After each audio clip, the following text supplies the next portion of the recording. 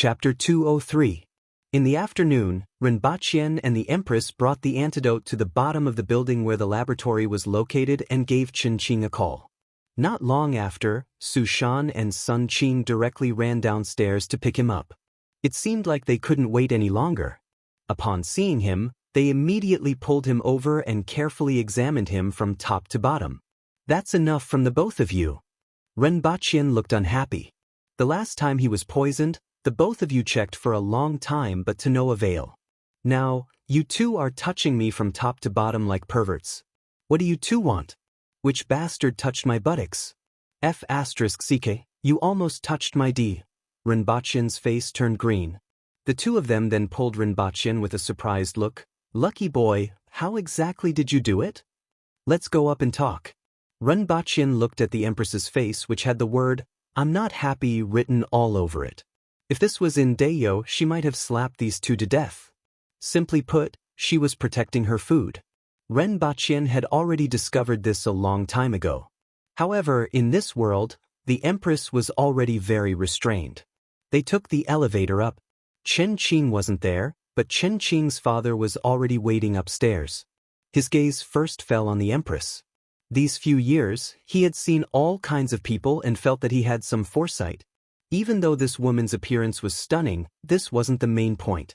The main point was that when he saw her, he would naturally start to be cautious, afraid of offending her. Ordinary people might not feel this so obviously, but for a wily old fox like him who had seen all kinds of officials, he was especially sensitive. This woman was definitely the kind of person who held the power of life and death. However, his gaze only swept across the other party and returned to Rinpoche. He really didn't dare to be rash, lest he offended her for unknown reasons. This kind of person should never be offended. "It's good that you are fine. I heard from Qin a few days ago and was still worried. Now that you are fine, everything is fine," Papa Qin said with a warm smile. "Thank you." Both parties had always had a good relationship. Rinpoche also had a very good impression of Papa Qin. Just like the matter of this laboratory, even though he saved Qin, if it was someone else, they wouldn't give him 60% of the shares just for a formula and a sample. It would already be considered pretty good if they could give him 40%. However, at that time, Papa Qin was just an ordinary person with a salary of a few thousand yuan. Since then, Rinpoche felt that Papa Qin was someone he could work with. Therefore, he did not think too much about bringing the antidote this time. Otherwise, normal people wouldn't take out such a thing so easily. This was because the previous laboratory and agreement were only related to the black mud cream. However, he didn't care about these things. Things on this side of Earth seemed to have lost their appeal to him. Although he still didn't have money, status, or a young model, he no longer yearned for them. It was enough for him to have a certain status on Earth and obtain what he needed. "This is? Is it convenient for you to introduce us?" Papa Qin chuckled. Although he could sense that this woman was not an ordinary person, there was no harm in getting intimate with her. Who knows, he might be able to get intimate with some big boss. For a businessman like him, this was a dream come true. "This is..." Rinpoche turned his head and looked at the Empress. She was also looking at him. "My fiancée." Rinpoche looked at the Empress and said. The Empress's eyes flickered for a moment before she shifted her gaze elsewhere. Hearing this answer, Papa Qin almost choked to death. "Very compatible," Papa Qin praised after coughing a few times. His tone was sincere. If an ordinary person heard this, they would probably think that he really thought so. Seeing that Rinpoche only said this sentence, Papa Qin didn't ask any further. In any case, he and Rinpoche were in the same boat now. Following which, Su Shan and Sun Qing performed a series of checkups on Rinpoche. To their surprise, he had really recovered. The worms in his body had completely disappeared. "How did you do it? What did you eat?" Both of them looked excited. Papa Qin was also moved. In fact, he knew about this matter. Sun Qing and Su Shan directly looked for him to request for more equipment and research on the worms. Furthermore, they described the prospects of the worms. Therefore, other than expressing his concern, he also came here for this reason. "This is the antidote. Ren Baqian took out a small antique box from the bag that he was carrying. Su Shan and Sun Qing's eyes almost popped out of their sockets. Papa Chen's gaze was also fixed on that box. At the same time, he was calculating what he should pay to make the other party hand over this box. He was very clear about this matter. Previously, the agreement between both parties was only about the black mud cream. Now that Ren Baqian took out this item, its value wasn't any lower than the black mud cream. After all, his identity determined his way of thinking. I only have these few left. Be careful and take good care of them. If they are used up, then there's nothing I can do. Ren Baqian took out another box and placed it on the table beside him. He felt that if it was just to test the composition and find the substance that was effective on the R-worms, 2 boxes should be enough. As for the other box in his bag, he kept it as a backup. Ren Baqian's straightforwardness was somewhat out of Papa Chen's expectations. Papa Chen looked at Su Shan and Sun Qing opening and inspecting the boxes as if they had obtained treasures before hurriedly sending them away. Papa Chen then said to Ren Baqian, "Baqian, if the research is successful, I will give you 15% of the shares." It was foreseeable that the results of this laboratory would bring in tens of billions of yuan in the future. Originally, Papa Chen only owned 40% of the shares. If he gave up 15% of the shares, not only would he be handing over hundreds of millions or even billions of yuan of assets to others, but it would also greatly reduce his control over this laboratory and the future pharmaceutical factory. Of course, the prerequisite was that there were results from the research. Even if he lost 15% of the shares, the profits wouldn't be reduced. Something that would affect the future wealth of hundreds of millions of yuan was a huge matter. Naturally, both parties had to sign a new agreement. The reason why he said this now was because there was a lady beside Ren Baqian that made him feel pressured. Because of his first impression, he felt that such a lady couldn't be nurtured even by a wealthy merchant family. To be able to nurture such a lady with the temperament of controlling life and death, only a family with a long history in politics or the military would be able to nurture her. Therefore, he expressed his position at the right time to prevent others from feeling that he had taken too much. There were many things that needed to be done appropriately. "Forget it, uncle. I have already said that I'm not too interested in these things. Just like what you said to me in the past. When doing business, a win-win situation is the most important. I have always engraved this in my heart. Regardless of whether it is the laboratory or the pharmaceutical factory, you are the one in charge. My mind isn't on them and I don't care about earning more money." Ren Baqian waved his hand and said, "When he was in Dayo, he was backed by the entire earth. However, when he was on Earth, he was backed by another world. Especially the Empress and the entire Dayo. He really didn't care about earning money." Ren Baqian was full of confidence and spoke in an imposing manner. His carefree manner surprised Papa Chen. In less than a year, he didn't know what this young man had experienced to actually grow to such an extent. He was even willing to hand over the wealth that was easily obtainable. After being slightly surprised, Papa Chen laughed and said, "If you call me uncle, then I will be taking advantage of you." Both parties chatted for a while and Ren Baqian rejected Papa Chen's suggestion again. He didn't say anything else, but he felt that this young man would be very impressive in the future. Chapter 204. Caven, coupled with sleepiness, went to sleep first. Recently, he should have changed the time. Chapter 205. Ren Baqian and the Empress went shopping in the shopping mall. As long as the Empress set her eyes on a dress, Ren Baqian would immediately buy it. Halfway through the shopping mall, Ren Baqian had no choice but to return the huge pile of shopping bags to the car and continue shopping with the Empress. The Empress was in a good mood. However, when they arrived at the underwear store, Ren Baqian realized that the Empress was still standing outside after taking a few steps.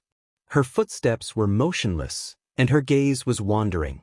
It was unknown where her gaze was focused. Ren Baqian stood inside and smiled. He casually chose 7 or 8 types of women's underwear and asked the shop assistant to find the right size and wrap them up. The underwear shop assistant also felt that it was a little funny. Women wouldn't take a step into the underwear shop no matter what, but men came in and chose to pack. Such a situation was really rare. When Ren Baqian came out with the paper bag, the empress did not even look at him. The customs of Dayo weren't considered conservative. Hot women wearing animal skin skirts could be seen all over the streets. After all, the weather in Dayo was simply too hot. However, the empress was an exception. Due to her identity, she rarely interacted with the outside world. She always had a dignified look on her face. As a result, she subconsciously felt a little shy when it came to undergarments. After a trip to the mall, the back seat and trunk of the car were almost full. All of them were wearing red dresses. Even though the designs were similar, there were only slight differences. Both of them found another restaurant. Rinpoche watched as the empress ate enough food for 10 people. Even the waiter had a strange look in his eyes when he added more food. Only then did both of them stop eating, or rather, the empress put down her chopsticks. "Are you full?" Rinpoche asked. "Just a little bit more." The empress wasn't embarrassed about her appetite. The aboriginals had always had large appetites, let alone someone like her. She had long since automatically ignored the gazes of others. She didn't care what the ants thought of her. Go to another restaurant? Have a taste of other cuisines? Rinpoche looked at the plates on the table and asked with a smile. "All right." The water empress nodded. The two of them went to 3 restaurants in one night: Shandong cuisine, Hunan cuisine, and finally a dumpling restaurant. After that, they went back and went to deliver everything to the house before they could finally rest. The two of them curled up on the sofa and watched TV. The lights were off, and only the light and sound of the TV could be heard. The movie was the Mandarin version of Transformers. It was the same movie that Rinpoche used to scare the empress. This time, he dug it out and found that there were many scenes of modern military combat. This would allow the empress to gain some knowledge and understand more. However, Rinpoche felt a little helpless when he saw the end of the movie. He had watched this movie a long time ago and couldn't remember it clearly. After looking at it again, he realized that the soldiers inside were really weak. He reckoned that even the empress could dismantle the transformer with her bare hands, let alone the soldiers. Rinpoche turned his head and said, "The modern army is much more powerful than those in the movies, especially the various missiles, nuclear bombs, and other weapons of mass destruction, just like the sarin gas that you used before." "Got it," the empress replied casually as she watched the battle between the robots and humans on the television with bright eyes. After watching 2 Transformers movies in a row, Rinpoche switched off the television. The empress felt a little regretful as there seemed to be more movies to come. In a mansion in Ping City, a group of people stood around a table and looked at a map. Her Majesty took this route. Hongwu drew a line on the map and said, "A straight line from Lan City." Her Majesty had already disappeared for half a month. When Hongwu first heard the news, he even tore down his house. He never expected that Her Majesty would actually go to Great Xia's 9 pavilions alone for that brat. If he had known earlier, he would have killed that brat with a single palm strike. He believed that Her Majesty wouldn't have blamed him for this. After all, when Her Majesty chose Rinpoche, her reason was merely that she didn't dislike him. Her Majesty didn't seem to have much feelings for him either. However, he didn't know what exactly happened during this period of time.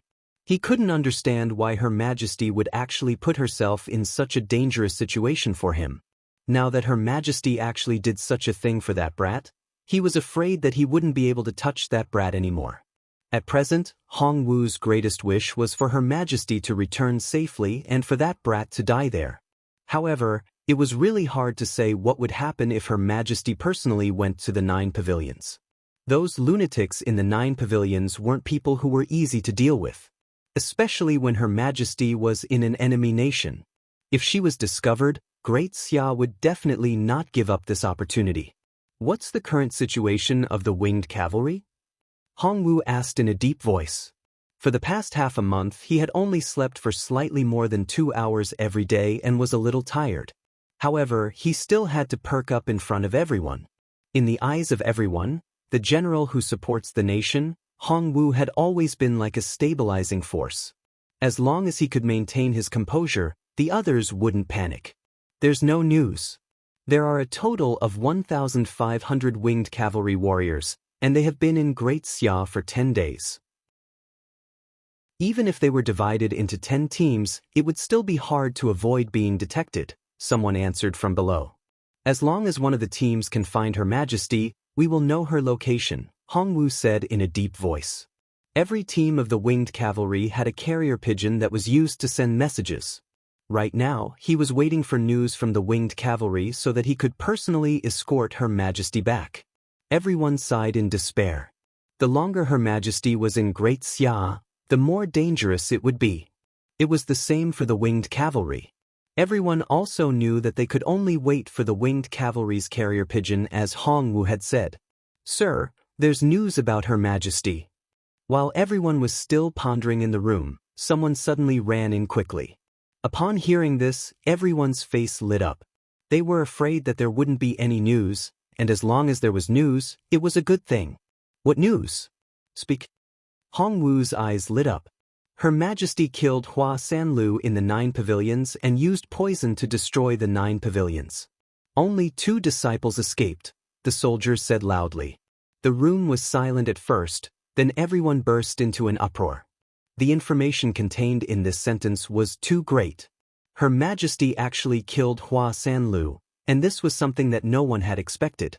Previously, everyone was afraid that Her Majesty would have a conflict with the 9 pavilions. After all, everyone knew Her Majesty's temperament. Coupled with the bunch of lunatics in the 9 pavilions, there was a high possibility of a conflict. Hua Sanlu was ranked 5th in the world, and Her Majesty was ranked 7th. Everyone wasn't optimistic about Her Majesty's chances of winning. The best outcome was that both sides would suffer. Then, Her Majesty would probably be hunted down by the people in the 9 pavilions. Therefore, the winged cavalry took the risk to enter Great Xia and head straight for the 9 pavilions. Along the way, they also searched for traces of Her Majesty. If Hongwu didn't know that he couldn't catch up with Her Majesty and that he had to stay in Ping City, he would have gone to the 9 pavilions first. However, no one expected Her Majesty to actually kill Hua Sanlu. This was really beyond everyone's expectations. There was another piece of news that was even more unbelievable than the previous one. Who didn't know what Her Majesty was like? She had always been straightforward. Since when did she know how to use poison? Furthermore, even though the 9 pavilions weren't considered the best in terms of using poison, they weren't too weak either. However, Her Majesty was actually able to poison everyone in the 9 pavilions to death? According to this piece of news, only 2 disciples escaped, and the 8 pavilion masters were also dead? What exactly was going on? This time, Her Majesty only left with Imperial Deputy Prefect Rinpochen. Could it be that Rinpochen was an expert in using poison? Furthermore, he was an expert who could destroy the 9 pavilions with poison? This thought emerged in everyone's mind. Other than this, there was no other explanation. Is there any other news? Where is Her Majesty now? Hongwu suppressed the shock in his heart and asked in a deep voice. It is said that Her Majesty is seriously injured and her current whereabouts are unknown. Her Majesty reached the 9 pavilions 4 days ago and left on the same day, that soldier continued. Bang! The table under Hongwu's palm instantly turned into sawdust. At this moment, Qi Shui, which was carrying the Empress and Rinpochen on its back, suddenly stopped running. It lowered its body and looked at the 2 ladies in front of it vigilantly. Both of them were dressed like Taoist nuns. One of them wore a headband on her forehead and a pendant hung between her eyebrows. She had an ethereal temperament and was exceptionally beautiful. She didn't look like a woman of this world, and her eyes were as clear and tranquil as a lake. Chapter 206. Hey, senior sister, wait for me. You can get others to look for these 7 leaves, but you have to come out and look for them yourself. A 15 or 16-year-old girl in a Taoist robe was bouncing around the mountains like a cheerful deer. Another Taoist nun was carrying a cloth bag. From time to time, she would enter the forest and stop in front of a shrub. She would gently pick a fingernail-sized nut and put it in the cloth bag. This fruit was called 7 leaves. After the outer shell was peeled off, the kernel would be revealed. It was high in oil and sweet in the mouth. It was a favorite snack of many people in Great Xia and could even be used to extract oil. It was very expensive for ordinary people who couldn't bear to eat it after picking it in the mountains and sold it in the city.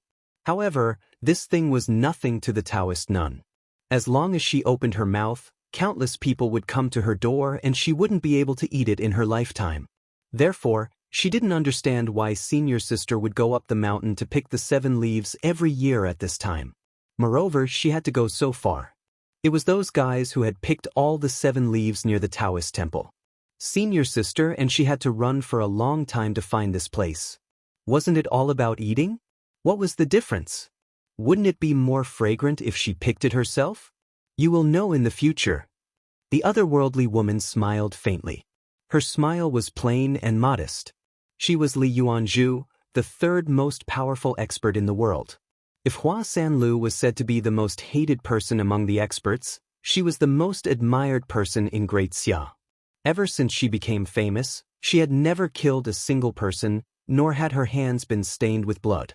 She had always been plain and modest, making people feel close to her. Even a woodcutter or an old woman from a farmer's family wouldn't feel uncomfortable when they saw her. At most, they would say that this girl was really beautiful. This was a woman who was like a fairy in everyone's heart. The other 15 or 16-year-old girl was called Ning Qing. She was said to be Li Yuanzhu's junior sister, but in fact, Li Yuanzhu's master had died long ago. Ning Qing was just taking in a disciple on behalf of her master. At this moment, she said that she was going to accompany Li Yuanzhu to pick the 7 leaves, but she jumped around the moment she entered the forest. She liked everything she saw, be it a red leaf or a beautiful stone. Occasionally, she would yell and chase after a small beast, but she didn't pick a single 7 leaves. While Li Yuanzhu plucked the 7 leaves, Ning Qing played for the whole afternoon before returning to Li Yuanzhu's side.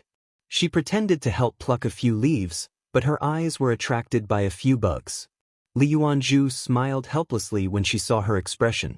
She was always like this and couldn't stop. "Oh right, senior sister, that Qi Zixiao is also very powerful. I heard that she killed Hua Sanlu." Hua Sanlu was ranked 5th in the world. His ranking was even higher than hers, but he was actually killed by her. Ning Qing was jumping up and down again. Suddenly, she recalled something she heard and turned her head to say, "Of course." Li Yuanzhu pursed her lips and smiled. "I didn't expect Qi Zixiao to come to the Great Xia dynasty. She could have been an emperor, but she went to fight with Hua Sanlu." Ning Qing asked curiously. Li Yuanzhu recalled the information she had heard and found it very interesting and unexpected, but she didn't say it out loud. She never liked to talk about such gossip. "It would be great if I could meet her. I heard that she is the most beautiful woman in the world. I really want to see what she looks like, but she is definitely not as beautiful as senior sister," Ning Qing mumbled again. Her senior sister had a mild temperament and didn't care about anything. However, she paid a lot of attention to the other woman in the top 10 experts in the world. After all, there was a similar age gap between them and they were the only 2 women in the top 10 experts. It was inevitable that they would often be compared to each other. Ning Qing naturally didn't like it and subconsciously felt hostility toward the empress. The 2 of them walked, picked and played along the way. After going over another mountain, Li Yuanzhu straightened her body and turned her head to look. She felt a very strong aura rapidly approaching them. Her perception was considered very strong, but it couldn't cover a large range. She only sensed it when the other party was within a kilometer. "Senior sister, what's wrong?" Ning Qing asked curiously. "Someone is coming.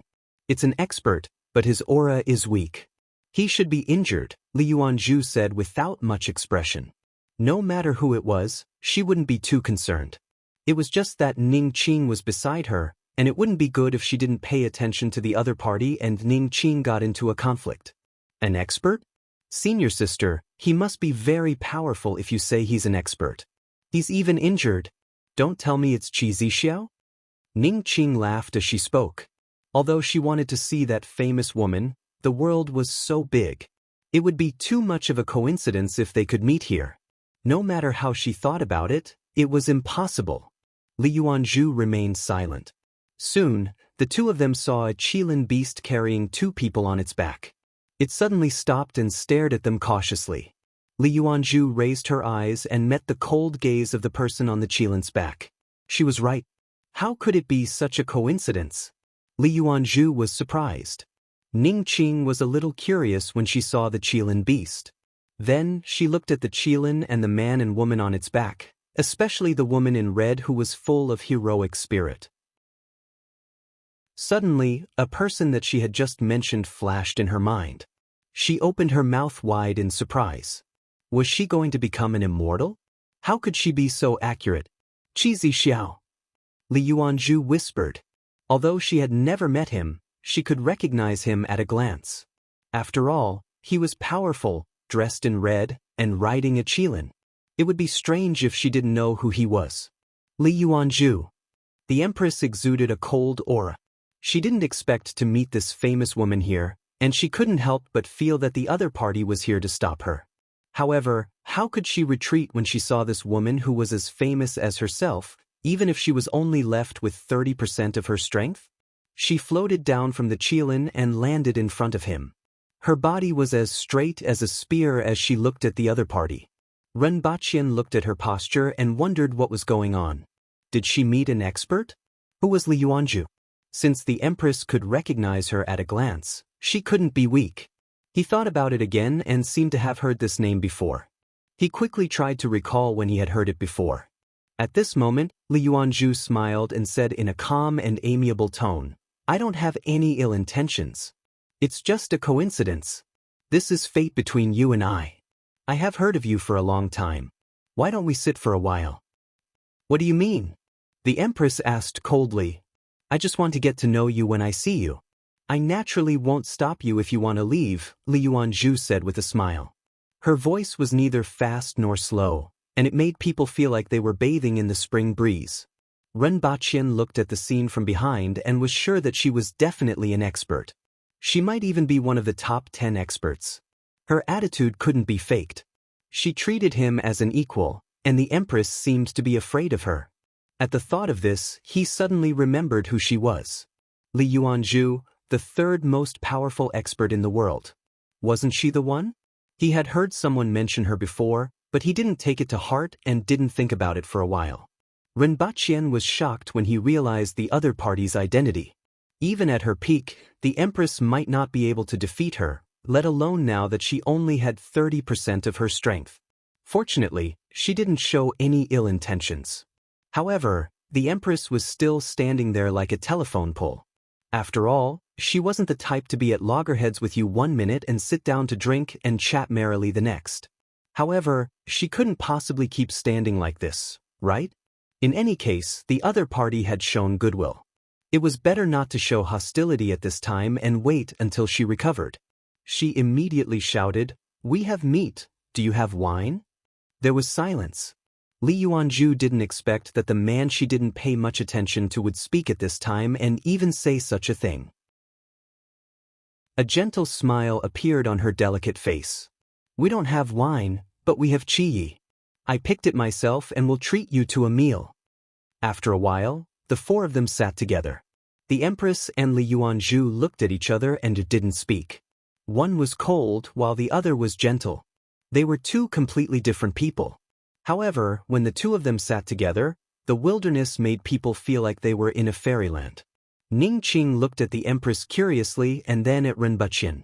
She thought to herself, so Qi Zixiao is like this. She is indeed very beautiful. So this is the gigolo that she found. I really can't see what's so special about him. Ren Baqian looked at the two of them looking at each other without speaking and felt a little bored. However, he didn't expect the third most powerful expert in the world to be so gentle. He always thought that the top 10 experts in the world were as domineering as the Empress. After all, an expert had to have the demeanor of an expert. The other girl, who was about 15 or 16 years old, looked at the Empress and then at him. She looked like she was looking at a rare animal, which made him feel a little awkward. "Senior sister is more beautiful," Ning Qing suddenly said after looking at her for a long time, breaking the silence in the field. Other than her, no one else would have seen these two peerless experts say such words when they were together. Li Yuanzhu looked apologetic, stretched out her lily-white hand, and gently patted Ning Qing's head twice, blaming her for talking nonsense. Rinpoche felt that the Empress's body and face became even colder. After thinking about it, he felt that the Empress and Li Yuanzhu were currently in a state of defeating you with their eyes. He had an obligation to help the Empress regain her dignity. However, it was hard to tell who was better in terms of appearance as they were both different. In terms of martial arts, Li Yuanzhu was the third most powerful expert in the world, and the Empress didn't seem to have anything to be proud of. Rinpoche's eyes lit up as he looked at her. Zixiao has big breasts. Rinpoche killed her with a single blow. Li Yuanzhu was as beautiful as a fairy and had an otherworldly aura that made her seem like a fairy who had fallen into the mortal world by mistake. However, she had a flat chest, at least in his eyes. Not only her, but the person beside her was also like this. As a result, Rinpoche's words were extremely lethal. Ning Qing looked at the Empress's chest, looked at her senior, and then lowered her head to look at herself. Immediately, her face turned ugly.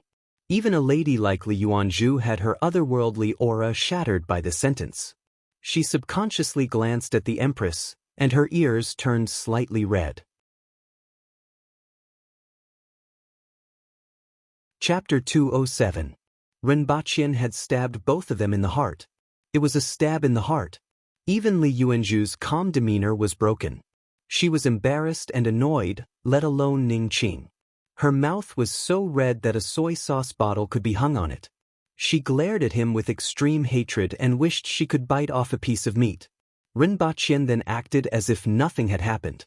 He took out a packet of spiced beef and said, "Do you want to try it?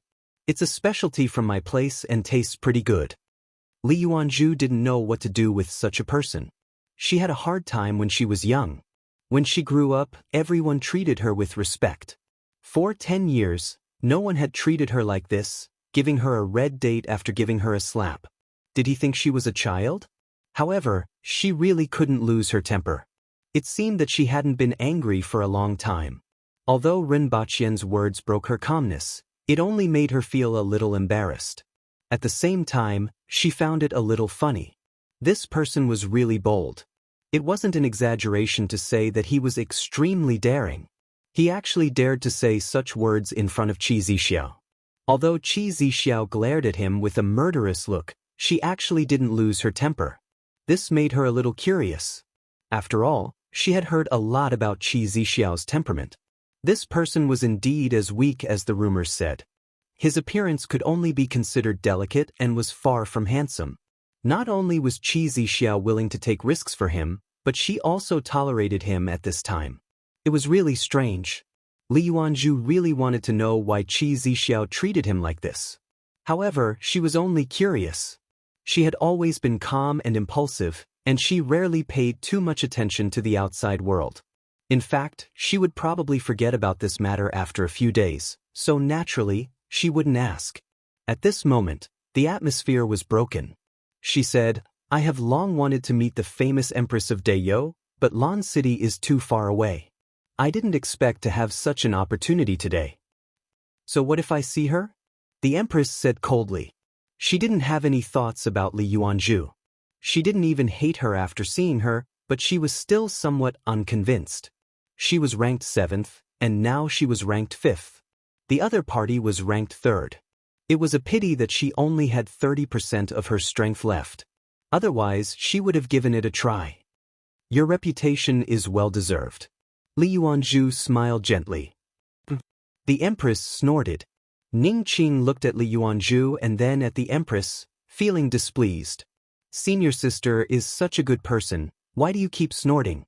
Not to mention that you're seriously injured right now. Even if you were in perfect condition, you wouldn't be able to defeat senior sister." "Senior sister is number 3 in the world," Ning Qing said proudly as she raised her head. "Li Yuanzhu is ranked 3rd in the world, and you're only ranked 7th. What's there to be arrogant about? Besides, you're seriously injured." It was a very simple and childish thought. After all, he was only 15 or 16 years old and had grown up in a Taoist temple. He did not know much about the ways of the world and his personality was jumpy.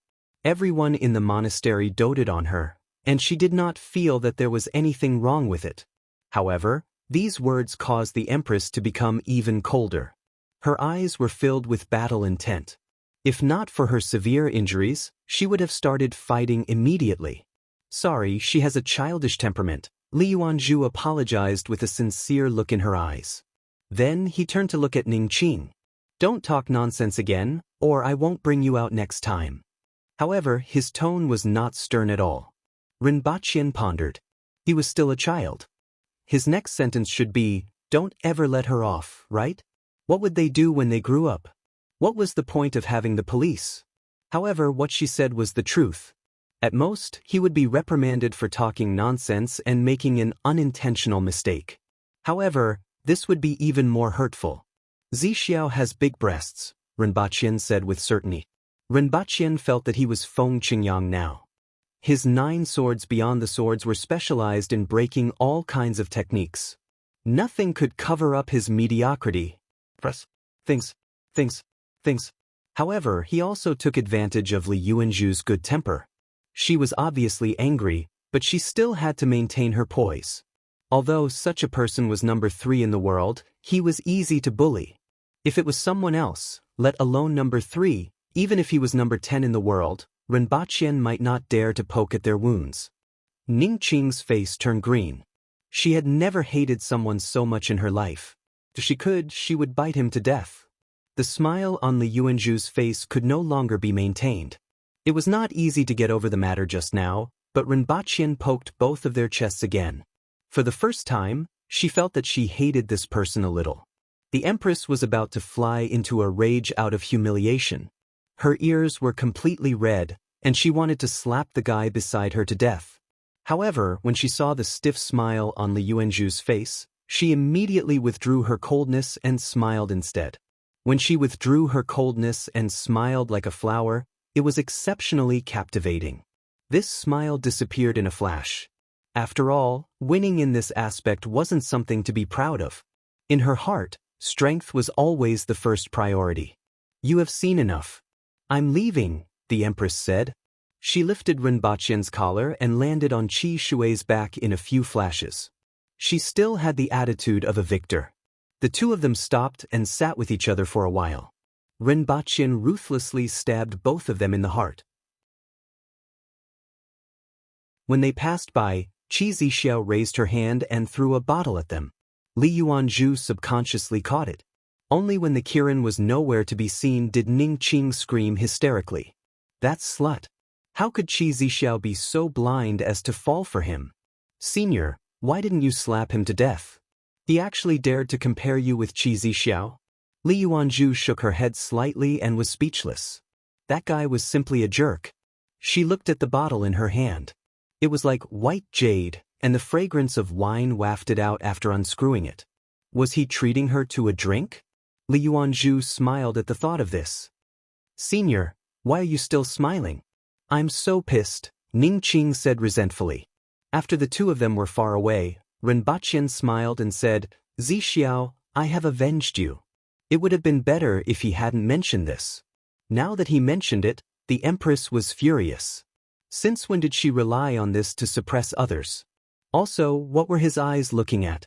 She had really embarrassed herself today. Moreover, it was in front of Li Yuanzhu. Although she had already realized that this world didn't seem to care much about this, and there were always models wearing underwear on TV and bikinis on the beach, she still found it hard to accept. She really wanted to slap Rinpoche, but in the end, she couldn't do it. After holding back her anger for a long time and thinking about Li Yuanzhu's expression just now, she felt an inexplicable sense of pleasure and satisfaction. The two of them traveled for another day. When they crossed a mountain, they heard a series of battle cries. Both of them rode on Qi Shui and looked down from the mountain ridge. All they could see was chaos below. One of them was the Great Xia army with a few thousand soldiers. The other side was leaping and launching a surprise attack towards the army. More than 100 figures charged towards the front of the army formation. The tens of people at the front braved the rain of arrows and leaped into the army formation. However, tens of figures also leaped out from the army formation and blocked them so that they wouldn't be disrupted by the attack. At this moment, the people at the back of the group leaped up and landed in the formation, setting off a rain of blood. This is the winged cavalry? The Empress took a closer look and recognized the identity of these people.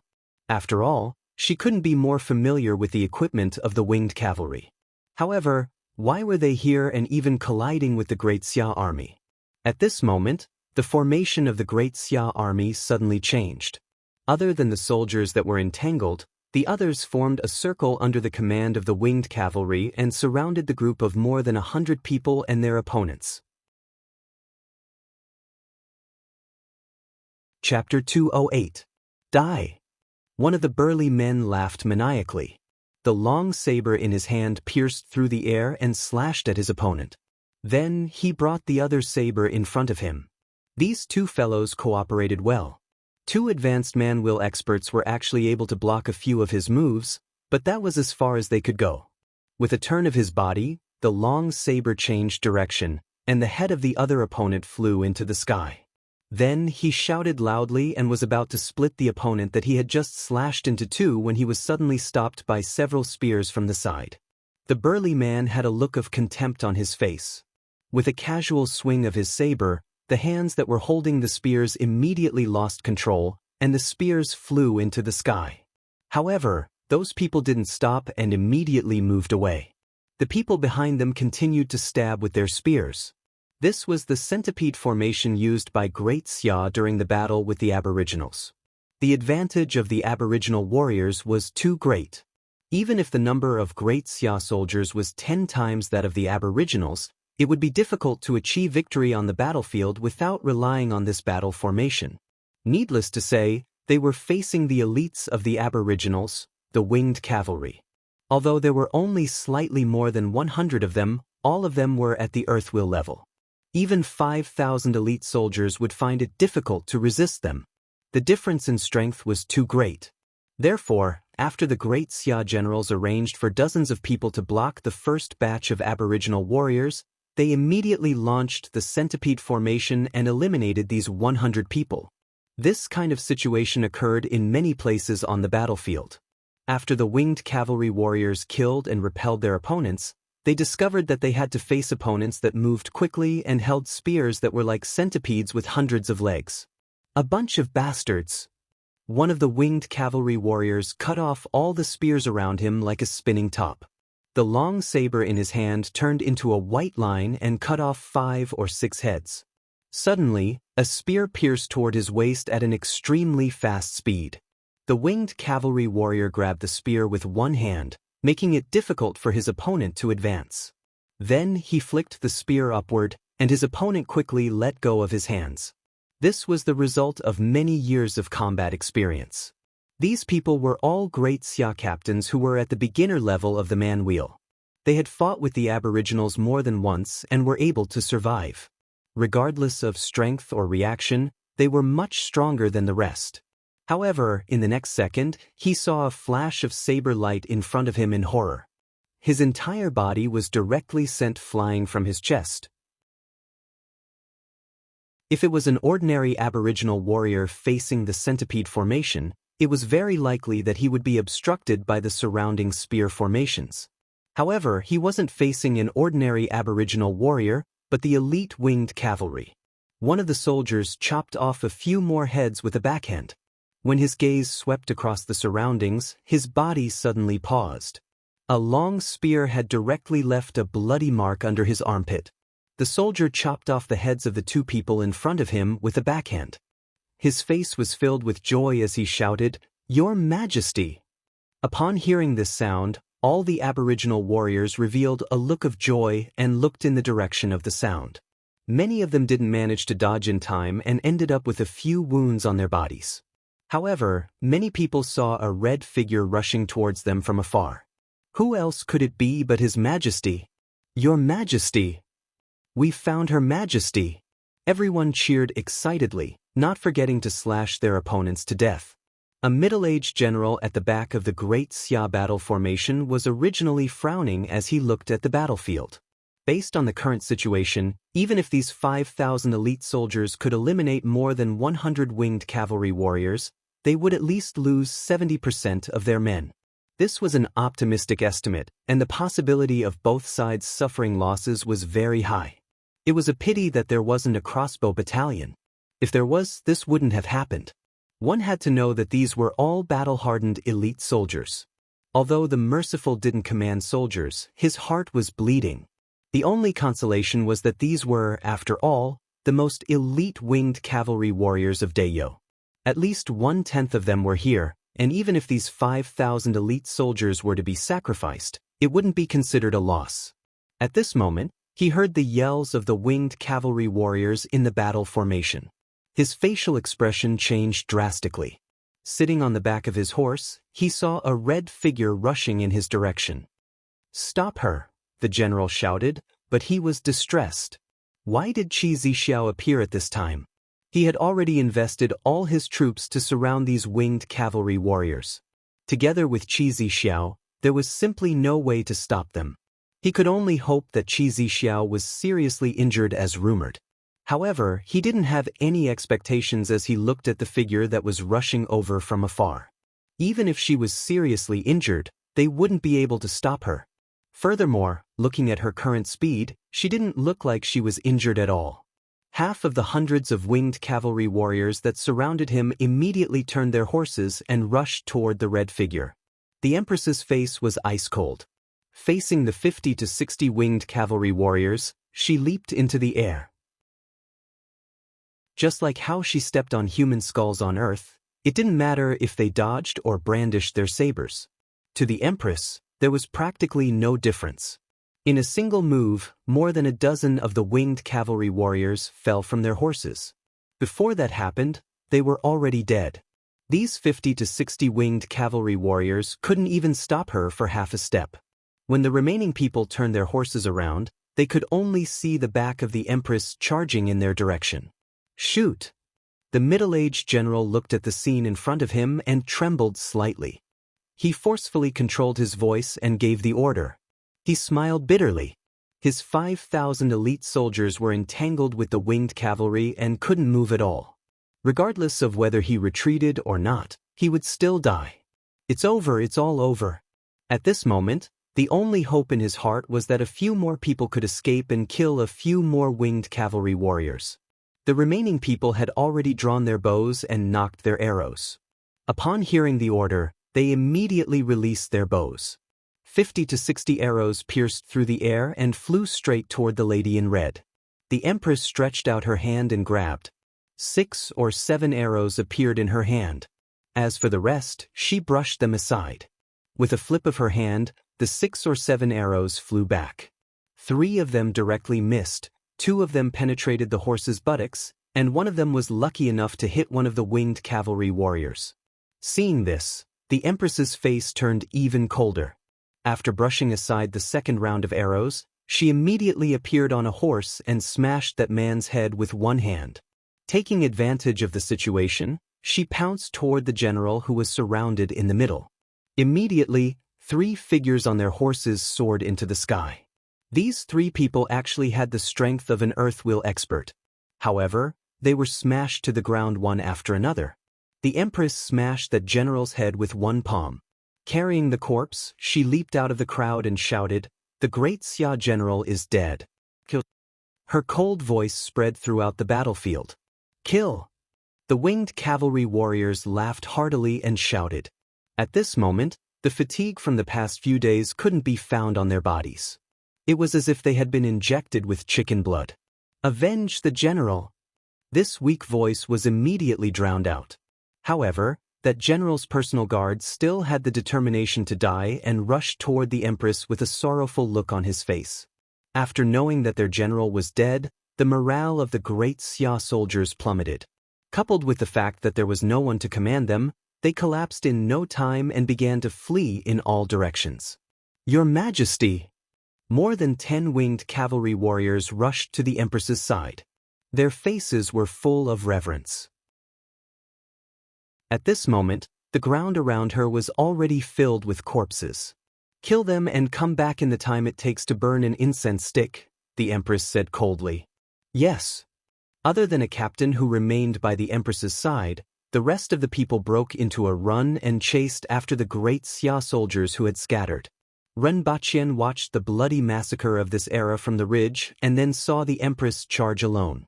In particular, those shouts of "kill" made his blood boil. However, it was only blood boil. Chapter 209. By the time he reached the foot of the mountain, the winged cavalry warriors had already returned. The ground was full of severed limbs. There were no injured people, only scattered limbs. The air was filled with the smell of blood, which made Rinpochien's nose uncomfortable. However, he resisted the urge to cover his nose. Even though he wasn't used to it, it would be too pretentious of him to cover his nose when these winged cavalry warriors entered deep into Great Xia to search for the Empress and engaged in a fierce battle. The Empress had been standing there all along. The lieutenant beside her was actually someone she knew. It was Ting Ji from the previous time. However, when he saw Rinpochian, he didn't give him any face. After all, the Empress had put herself in danger because of him. It was already good enough that the others didn't attack him the moment they met. He couldn't even dream of being nice to them. Rinpochian could think of this, so he didn't mind. He just felt a little helpless. Previously, he had always been with the Empress and Rinpochian, so he didn't pay much attention to this matter. Now that he had encountered it, there was nothing he could do. Not long after Rinpochian left the mountain, many winged cavalry warriors who had chased after the stragglers returned one after another. Their bodies were covered in blood. Not only them, but the Empress's body was also stained with a lot of blood. Each of them had a simple smile on their faces, but their bodies reeked of blood, making people feel the cruelty of this world. "Your Majesty!" Everyone knelt on one knee in front of the Empress. "Get up," the Empress said. Her voice was dignified, but it wasn't cold. No matter who saw this kind of subordinate, they would not have a cold face anymore. "Why are you guys here?" the Empress asked. "The winged cavalry swears to follow Her Majesty to the death." Everyone shouted in unison. The Empress's expressions softened a little. She looked at everyone's faces and then became stern again. "Where are the others?" "Your Majesty, we will split into 10 teams to search for Your Majesty. The others will take other routes. There should be 2 teams that are closer to here." Teng Ji raised his head and said, "Everyone, get up," the Empress said again. As for these people, she could only say that they were burdens, but she did not say it out loud. After all, there was a huge disparity between the winged cavalry's mount and Qi Shui's speed. Moreover, the more people there were, the bigger the target. "Yes." Everyone stood up. "How are the casualties?" the Empress asked again. Ting Ji turned around and looked at everyone. "Line up." Over 100 people stood loosely in 4 rows. Ting Ji carefully looked from the front to the back. "Where are the other 2 people? Look for it." Everyone knew that if he didn't return now, he couldn't have chased after the scattered soldiers. He must be among the corpses on the ground. There were at least 600 to 700 corpses on the ground. In the short period of battle just now, 600 to 700 elite soldiers of Great Xia were lying here. In addition to the scattered soldiers who were killed, the total number of casualties was more than 1,500. However, there were only deaths and no injuries. On the other hand, 2 winged cavalry warriors had died in battle. If the Empress hadn't killed the commander, the winged cavalry would have suffered even more casualties as time passed. After a while, the Empress looked at the 2 corpses that were being carried over and said, "Take them away first and give them an elaborate burial when we return." Everyone knew that it was impossible to bring the corpses back as they would stink halfway. However, they had to bring the 2 corpses to a safe place first. They would bring the heads back, but the corpses would be buried in the mountains without leaving a tombstone. When Aboriginal warriors died outside, this was how they usually dealt with it. The heroic spirit and head would be brought back to the 60,000 mountains to be buried. The heroic spirit would protect the Aboriginals forever. It was the same when they tried to kill the 7th prince. Inform the other 2 troops to wait for them at a place that is 1 day's journey away. The rest of the troops will return to Dayo, the Empress said. "Yes, Your Majesty." "Should we inform General Hongwu?" Ting Ji asked. "Make the arrangements." The Empress waved her hand. Tengji immediately called for someone to contact the other troops. The rest of the troops also returned to look for their mounts. Many of them took a glance at Rinpochen before they left. They wanted to see what kind of scoundrel made the Empress take such a risk for him. At this moment, Rinpochen's mood was similar to René's in Saving Soldier René. His mood was somewhat complicated. The winged cavalry warriors had their own method of communication. It was an animal that was the size of a hummingbird. They were called Inyao. There were 2 of them, and they would live and die together. When one of them was released, it would automatically return to the other's side. It was very magical. No one knew how they found each other. In just a few moments, 5 or 6 pitch-black shifting birds flew out from the distance, quickly flying in different directions. Every troop had a few Inyao birds in their hands. The other troops would then communicate with each other. After a while, many of the winged cavalry warriors returned with those giant goats. The 2 dead soldiers were tied to the backs of their mounts. When they saw the great Xia army just now, they immediately got down from their mounts and let them hide further away. These goats were also very smart. They didn't run too far away and waited by the side to graze. The so-called winged cavalry looked like cavalry, but in fact, they were a group of infantrymen who rode on their mounts. After all, the restrictions on their mounts were too great, and they couldn't unleash their full strength. "Let's go back," the Empress said to everyone. Her voice spread across the entire battlefield. Her figure flashed and landed behind Rinpochen. She then sat sideways on top of him. "Let's go." Many of the winged cavalry let out a strange cry that sounded very primitive and barbaric. One after another, they followed behind Chishui. The hundreds of winged cavalry almost gave off the grandeur of tens of thousands of galloping horses. The earth trembled along with them. The aboriginals' weight couldn't go unnoticed. At this moment, a caravan was advancing on the plains. More than 10 carriages were filled with goods. There were also dozens of odd-job workers and martial artists leading the caravan. Among them, a dignified-looking martial artist in his 40s seemed to have sensed something. He instructed the person beside him, "Lu Er, listen to see if there's any movement." Following his command, a young man quickly dismounted from his horse and pressed his ear to the ground. Following which, he sprinted a few steps and leaped onto the horse's back. "Boss, there's cavalry coming in our direction." The middle-aged man nodded. This was the hinterland of Great Xia, and cavalry could be seen occasionally. There weren't any bandits nearby, so there was no need to worry. However, for safety's sake, he still leaned against a carriage and knocked on it. "Manager, there's cavalry coming in our direction." A man with a round face, who looked like a rich man, came out of the carriage and shouted, "Stop first." "Manager, do you want to set up a formation first?" "Just in case," the middle-aged man asked again. The manager waved his hand and said, "There's no need. There won't be any bandits here. Everyone, just wait here for a while." He had traveled this route every year, and he had never heard of any bandits appearing here. Yu City was 25 kilometers away. Not to mention the experts in the government and army, there was also the Qingyang sect on the mountain outside the city. There were 3 earth wheel experts in the sect, and the bandits would be courting death if they appeared here. As soon as the convoy stopped, everyone felt the ground shake and dust rise in the distance. "There's quite a number of them." The middle-aged man subconsciously thought that it was impossible to cause such a tremor if there were only a few of them. There had to be at least 500 of them. Maybe they're from the army. Didn't they say that Qi Zixiao was in Deyo recently? I'm afraid they're looking for her. The manager narrowed his eyes and guessed. So what if they find her? The middle-aged man shook his head slightly. At most, there were earth wheel experts in the army, and they weren't on the same level as spirit wheel experts. No matter how many of them there were, they wouldn't be able to stop her. Although he was only an advanced man-wheel expert, he had heard a lot about the strength of spirit-wheel experts due to his family background.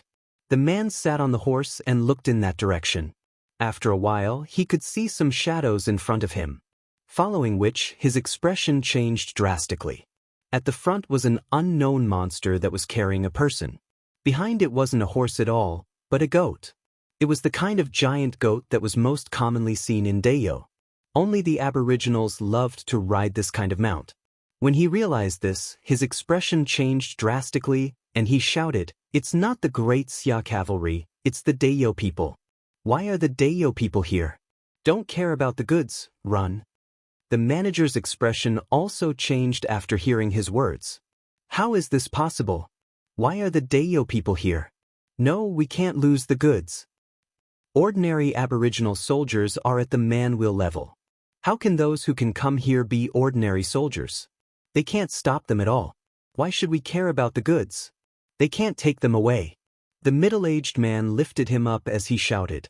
He simply didn't care about anything else, turned his horse around, and galloped in the direction of Yuqing.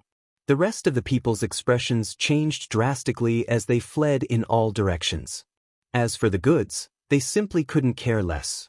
Just like what the man said, the Aboriginals couldn't take the goods away. At this moment, escaping was the most important thing. The odd-job workers hated their parents for not giving them 2 more legs.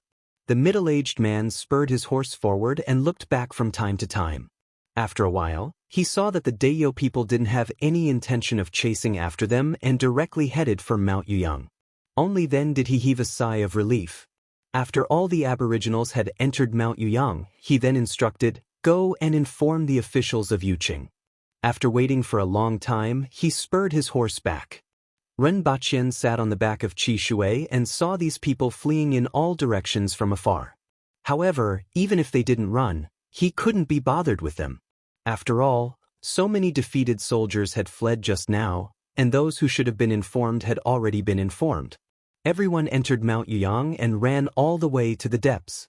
Regardless of whether it was Qi Shui or those giant mountain goats, they were very good at running and jumping in the forest.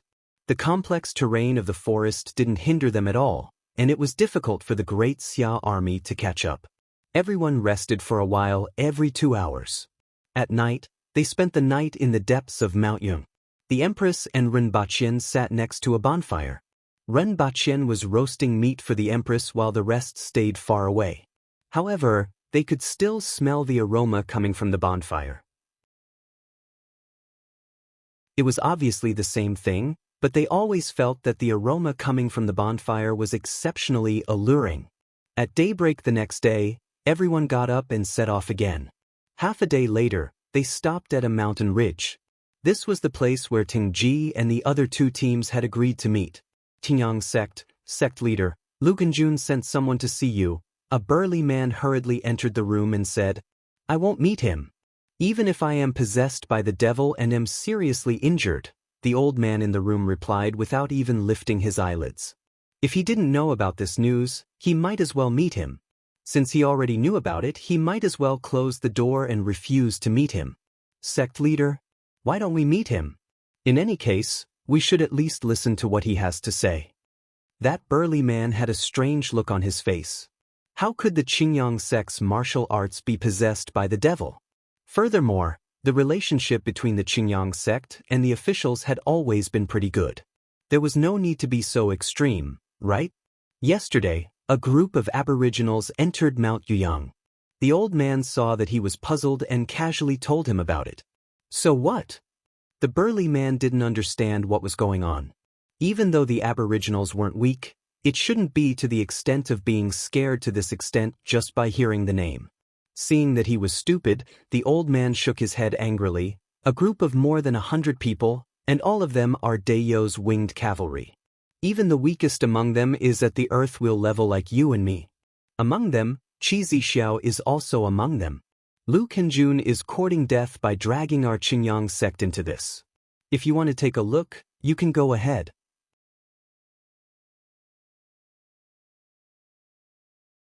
Chapter 210. Ren Baqian, the Empress, and more than 100 winged cavalry warriors waited on the mountain ridge from noon until late at night.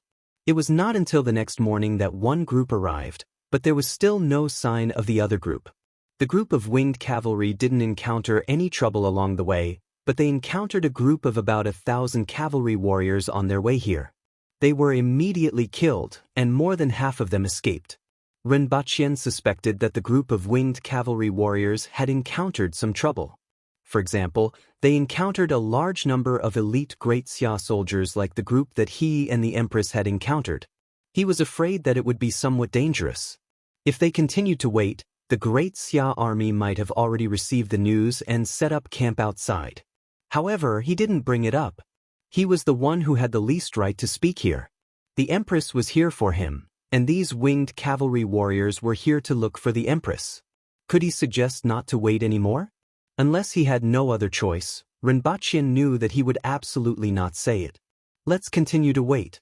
At worst, we can go back and get some nightshade and pralidoxime. Those things are much easier to get than sarin gas, Rinpoche thought to himself. Back then, the Empress brought back 2 packs of sarin gas. One was used in the 9 pavilions, and the other was still hanging on Qi Shui's back. Originally, Rinpoche wanted to bring it back to Dayo for safekeeping. In the future, when the war started, he would throw it at the main army of Great Xia. He was afraid that most of them would die. However, if he were to throw it here, it would be gone after it was used. Back then, the Empress had wiped out all the sarin gas stored by that organization. That organization's factory had also been bombed, so there was probably no chance for it to be produced again. Rinpoche lay on a big rock and looked at the blue sky and white clouds above his head. He was unhurriedly thinking. The Empress was sitting not far away. Some of the 300 winged cavalry warriors dispersed to prepare to receive that group of people, while others hunted in the mountains. They waited from morning to night. Everyone had been waiting here for a day and a half. At this moment, someone suddenly shouted from afar. The winged cavalry warriors who were preparing to slaughter looked up with joy. Are they here?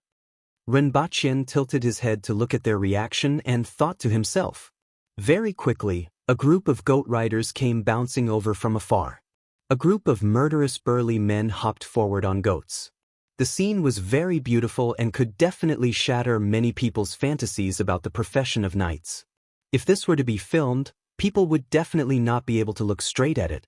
However, Rinpoche had seen it many times over the past 2 days and was getting used to it. That kind of giant mountain goat was like a scamper. On flat ground, it wasn't as fast as a horse, but it was really good in the mountains. There were very few terrains that could stop it.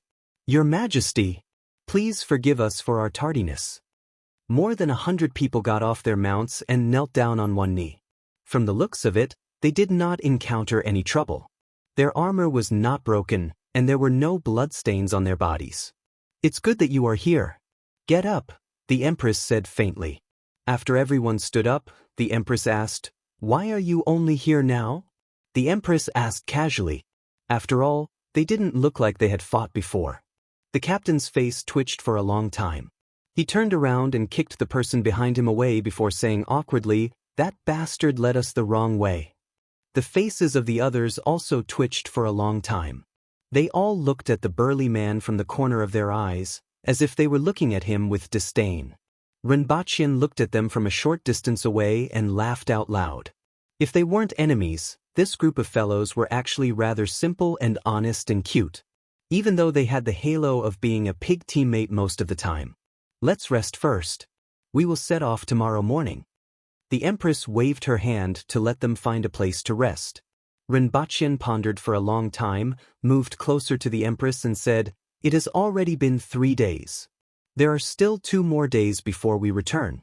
How long more do we have to walk in this mountain?" The Empress called Tingji over and inquired about it. Only then did she know that based on everyone's speed, they still needed 1.5 days to descend the mountain. Then, they would use half a day to pass through the plains and enter the next mountain range. Will the Great Xia army be waiting for us there? Rinpoche inquired. Tingji revealed his white teeth and said, "We will just kill them all before heading over." After that? How do we go? Rinpoche asked again. Tingji looked at the Empress before replying. After that, we will enter Mount Lianin. After going over it, we will reach a gorge called the Falling Moon Gorge. There is a big river blocking the way. The widest part of the river is more than 1 kilometer. Furthermore, the river is turbulent and there are strange fish that eat people. There will probably be Great Xia soldiers blocking the way. Furthermore, according to the time, the experts from Great Xia will probably arrive by then. However, the good thing is that Hongwu will probably send experts from the army to wait for everyone there. After passing through that gorge, It will be the border. On the contrary, there won't be many intercepting forces there. This was because if they mobilized their army to intercept them, Daeyo wouldn't just sit and watch. They would directly bypass Jiuyun Pass and destroy their anus. The commander-in-chief of Great Xia definitely wouldn't dare to do that. And no matter what, a small portion of manpower wouldn't be a match for over 400 winged cavalry warriors. Therefore, the most dangerous place was actually at the Falling Moon Gorge. After Rinpochen heard what Tingji said, he became pensive. Previously, with just the two of them, they didn't need to prepare too much. With Qi Shui's speed, they didn't need to worry even if they took a detour. Now that there were so many of them, even though they were stronger, they were a bigger target. It was very easy for them to be tracked down. In that case, just like what Tingji said, there would definitely be a fierce battle later on. After Tingji left, Rinpochen said to the Empress, "Why don't I go back now? This way, I can still go back once before we reach the Falling Moon Gorge and bring back some things. At the very least, I definitely need the antidote for the sarin gas. If it's according to what Commandant Ting said, I'm afraid that we will have to use up the remaining sarin gas at the Falling Moon Gorge." "All right." The Empress looked at him and nodded her head. At this moment, there were still a few hundred winged cavalry warriors around. With the Empress overseeing this place, she naturally couldn't leave with him. After informing the Empress, Rinpochen found a secluded place and immediately disappeared. No one noticed him. That night, when they were having dinner, everyone realized that the scoundrel who had always been by the Empress's side had disappeared. However, everyone didn't care about it. If that guy was going to die, everyone would still applaud and celebrate. At this moment, the Empress sent someone to inform everyone to set off tomorrow. After all, Qi Shui's speed was very fast. Furthermore, it wouldn't be a problem for it to travel day and night in the mountains. They would still be able to make it in time to set off at night. When Rinpochen returned to Earth, he immediately appeared in the living room. Before he could do anything, he heard someone talking in the Empress's room. Without thinking, he knew that it was the housekeeper. Fortunately, the housekeeper wasn't in the living room at this moment. Otherwise, he would have scared the hell out of her. In the past, it was still all right. He would come once every 3 days, and it would always be in the middle of the night. Ever since he could choose between 2.5 to 5 days, the time of departure and return was no longer fixed. He couldn't guarantee that he would suddenly appear in front of the housekeeper one day. At that time, he would even have to pay for the housekeeper's medical expenses. With these thoughts in mind, he quietly walked to the door, opened and closed it. "Mr. Rin, you are back." A head immediately popped out from the door. Rinpochen nodded his head. He minded his own business and went up to the second floor. He took a bath first and pondered what he should bring along as he bathed. It would be great if he had the strength of 800 kilograms like the Aboriginals. A ton of TNT could even flatten half a mountain, let alone the Great Xia army. If the Empress fired a Gatling gun with 700 to 800 kilograms of bullets, he could sit on Qi Shui and play the background music. The background music of bravely charging into Deadly Island would suffice. It was a pity that he only had the strength of 160 kilograms, which was the strength of an ordinary man. Those who did manual labor often had more strength than him.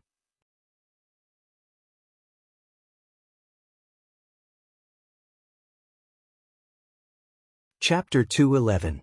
After taking a bath and changing his clothes, Rinpochen felt much more refreshed. He gave Su Shan a call. He had saved her number after she called him previously. "Lucky boy, what's the matter? I'm busy right now." Su Shan immediately said after the call was connected. This lucky fellow had become Rinpochen's good friend. After all, he was always the one who brought good things. Even when he was poisoned, he was able to cure leukemia, a world-class terminal illness. Furthermore, he was still safe and sound in the end. At this point in time, Rinpochen had the feeling of someone who used to call him Xiao Tian Tian when they were together, but now called him Madame Niu. Now that the antidote was in her hands, she turned her back on him. "I want the antidote made from nightshade and pralidoxime to neutralize the neurotoxin. I must have it. Enough for 1,000 people." Renbachien even included the giant goat mounts. Why do you need so much? Su Shan was a little surprised. This thing wasn't difficult to obtain, but Renbachien specifically mentioned that it was used to detoxify the neurotoxin. Furthermore, it was for 1,000 people. It was inevitable that she would be surprised. I'm useful. The sooner, the better. How long will it take? You can report the expenses to me when the time comes, Renbachien said directly. The hospital has it, but it's too big. I have to ask my classmate for help. Maybe the day after tomorrow. All right, I will go and collect it the day after tomorrow. Renbachien hung up the phone after he finished speaking. He sat in front of the computer and began to search for information on various weapons. Although he still had 10 kilograms of sarin gas on hand, it would be gone once he used it up. It would be very difficult to get more. He looked up the modern fog on the internet. In fact, there were many things that could be used, such as white phosphorus bombs and solid gasoline bombs. They were not heavy, but they were very lethal. This was especially true for the soldiers outside the bunker. The people of this world had no concept of what this thing was, nor did they know how to avoid it. If it was directly thrown at them, they probably wouldn't even react. If he were to encounter another expert who could strike down with a sword flower, the scene would be too horrible to look at. The only drawback was that it was too inhumane. If it was the Renbachien who had just arrived in this world, he wouldn't have even thought about using such a weapon. But now, he had seen many dead people, and he was becoming more and more indifferent to human life. Renbachien looked around and sighed. There were many good things, but it was a pity that he couldn't get his hands on any of them. Renbachien increasingly felt that the restrictions were too great. Whenever he wanted to use something, he found that he could only think about it. Even the sarin gas was snatched from that organization by the Empress's formidable strength. He closed the page that was searching for weapons and began to search for other things. For example, drones. These things were more or less useful. At the very least, they could see where the enemy's forces were and where the enemy's weaknesses were at a glance. Of course, it was very likely that the enemy's weaknesses were actually the enemy's experts. However, it was more or less useful as a reference. This kind of thing was sold in the city. After checking online, he went downstairs and drove there. Half an hour later, Renbachien came out with 2 boxes that cost more than 40,000 yuan each. It could fly for 27 minutes, and its horizontal flight speed was 94 kilometers per hour. In other words, it could travel more than 20 kilometers in a single direction before returning. It was much more powerful than what Renbachien had imagined. However, the wireless signal of the drone could only travel 5 kilometers at most. This was the current limit. Moreover, there were no satellites or networks, so it could only send back pictures. Perhaps there was something better, but it was not available now. 5 kilometers was more than enough for Renbachien. Before the other party discovered him, he was already able to clearly see through the other party's arrangements. This kind of equipment was simply too powerful in that world where there wasn't any interference. In the future, if he were to get a few drones and place them at the front line, he would be able to detect the enemy's every move. Other than the drones, he also bought some spare batteries so that he could rotate them and use them when needed. After which, he went to buy 5 binoculars, 10 walkie-talkies, 2 solar power batteries, and a set of solar panels. Only then was everything ready. When he was driving back, he saw a few young men and women dressed in cosplay clothes by the roadside. They seemed to be students. One of the girls was wearing a red Han Chinese dress with a phoenix embroidered on it. Renbachien fell in love with it at first glance. The Empress would definitely look very beautiful in it. Renbachien parked his car by the roadside and jogged to the few of them.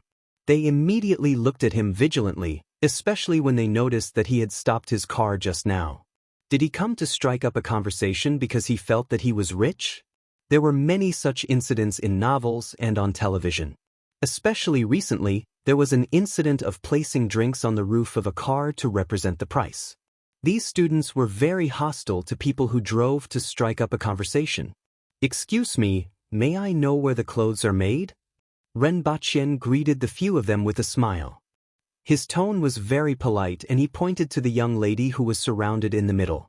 In fact, the young lady in the middle was also the prettiest. She had an exquisite face and fair skin. In particular, the red Han Chinese dress that she was wearing accentuated her temperament very well. Many people around her had their eyes on her. On the second floor of Tianlong Shopping Mall, there is a shop that specializes in custom-made clothes called Xiaozi's shop.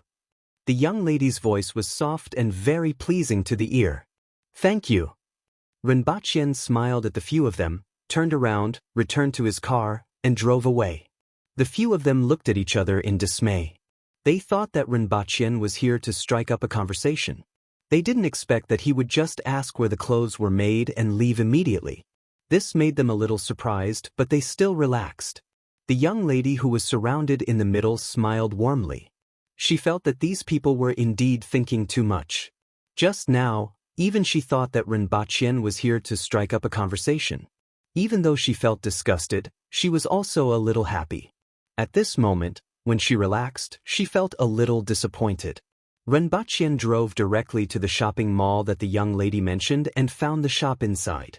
There were a lot of clothes in the shop, but they weren't commonly seen in the market. Instead, they were cosplay and some ancient costumes. This made this shop very conspicuous.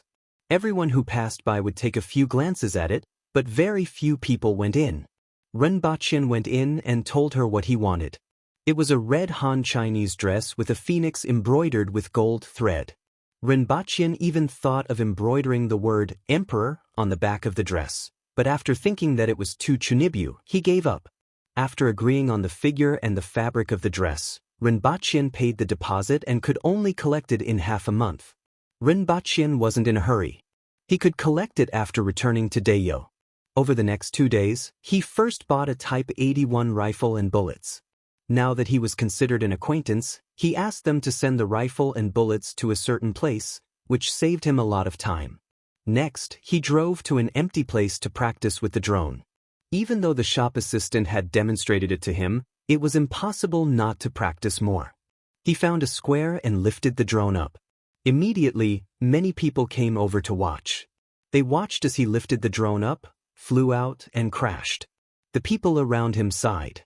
"Young man, how much did you buy it?" Someone saw that he was having fun and casually asked. Renbaqian stretched out 4 fingers. 4,000? It's not cheap. It would be a pity if it broke like this. The old man shook his head. Renbaqian smiled, returned to the car, and took out the other one. This time around, he managed to avoid the same mistake as the previous time and returned safely. This greatly boosted his confidence. He played with it for a long time before putting it away. The next morning, he went to the laboratory and bought another drone. Then, he carried the music player, headphones, a gun, and a big and small bag back to that world.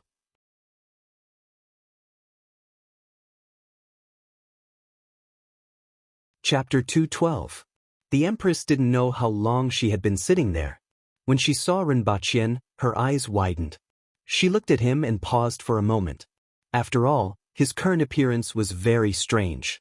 He had a bag hanging in front of his chest, a bag on his back, a gun hanging on his body, headphones stuffed in his ears, and 2 bags in his hands. He looked like a refugee. Renbaqian placed the bags on the ground, climbed onto a rock, and sat beside the Empress. He took out a headphone and stuffed it into her ear. Then, he said warmly, "Have you waited for long?" The Empress ignored him and listened to the music coming from the headphone. There were too many things in that world that she had not come into contact with. She wouldn't be too surprised by anything she saw now. In any case, Renbaqian would explain it to her. A warm female voice was transmitted into her ears. Although she couldn't understand the meaning, the melody was very warm. This was a very healing song. If the name was translated, it would be called a gentle poem. Renbaqian used to like listening to it and wanted to share it with the Empress. Sharing something that he liked with the Empress was a kind of joy to him. The 2 of them sat on the rock and listened to the gentle song. The impending battle seemed to have gone far away from them. The mountain breeze was much warmer. "It's a very strange language," the Empress said. "It's from a small island nation in the east of our world. Some things are still valuable." Renbaqian naturally wouldn't say what the most valuable thing was. He would be beaten to death. "What is it singing?" the Empress asked again. Although the melody was a little strange, it was common in that world. On the contrary, it was rarely heard in Daeyo and Great Xia. However, the Empress still felt that it was very nice to listen to. She felt warm after listening to it. Fortunately, Renbachien could roughly remember the translated meaning of the lyrics. He then explained it to the Empress. The Empress nodded and said, "Sing it for me." "Wait for me to learn it. I don't know their language." Renbachien laughed. "Then," he said with a slight flaunt, "but I know how to play Pomp and Circumstance with the eru." He learned the eru from his grandfather. His technique wasn't considered proficient, but he practiced Pomp and Circumstance pretty well. When his younger brother heard it, his evaluation was, "The eru has become a spirit." The Empress didn't think much of the words pomp and circumstance. She nodded her head and said, "Okay." Renbachien was overjoyed when he thought of playing pomp and circumstance for the Empress. "Let's go." The Empress took off her earphones and disappeared from the rock without exerting any force. She immediately appeared a few steps away. "I brought back some good stuff this time." Renbachien then remembered to inform the Empress, "Besides the antidote, we also have binoculars that allow us to see very far away." He took out a pair of binoculars from his bag, opened the front cover of the binoculars, made a few gestures, and passed it to the Empress. "It should be useful for reconnaissance." The Empress imitated Renbachien's actions and placed the binoculars in front of her eyes. She could see places that were very far away as if they were right in front of her. This made her feel a little unaccustomed to it. After taking a look at her surroundings, she slowly familiarized herself with the binoculars. The corners of her mouth curled up slightly. It seemed like she really liked this thing. "Anything else?" "This is quite useful," the Empress said. "Not only this, there's also a walkie-talkie. It's just like a mobile phone and can be used for long-distance communication. This way, it'll be more convenient for us to contact each other." Renbachien took out a walkie-talkie, adjusted the channel, and passed it to the Empress. He also held one in his hand. "This can be used?" The Empress was a little surprised. Didn't Renbachien say that it couldn't be used? However, her voice was transmitted directly from the walkie-talkie in Renbachien's hand.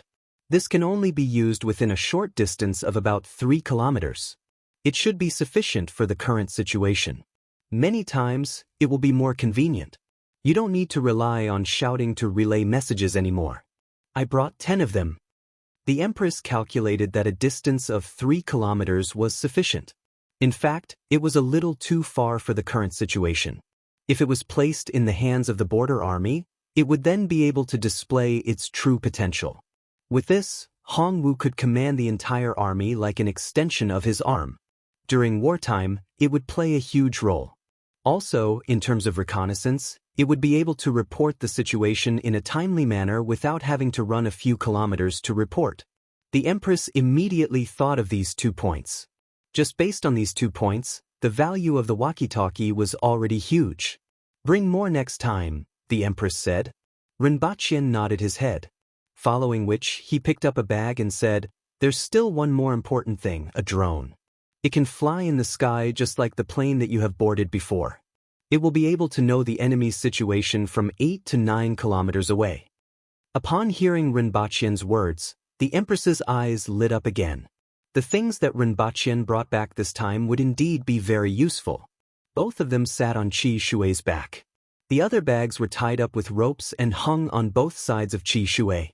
The originally mighty Kirin now looked like a mule that was carrying goods. This made Qi Shui groan nonstop. At the same time, it shook its body, trying to shake off the things. Originally, it could only accept the Empress.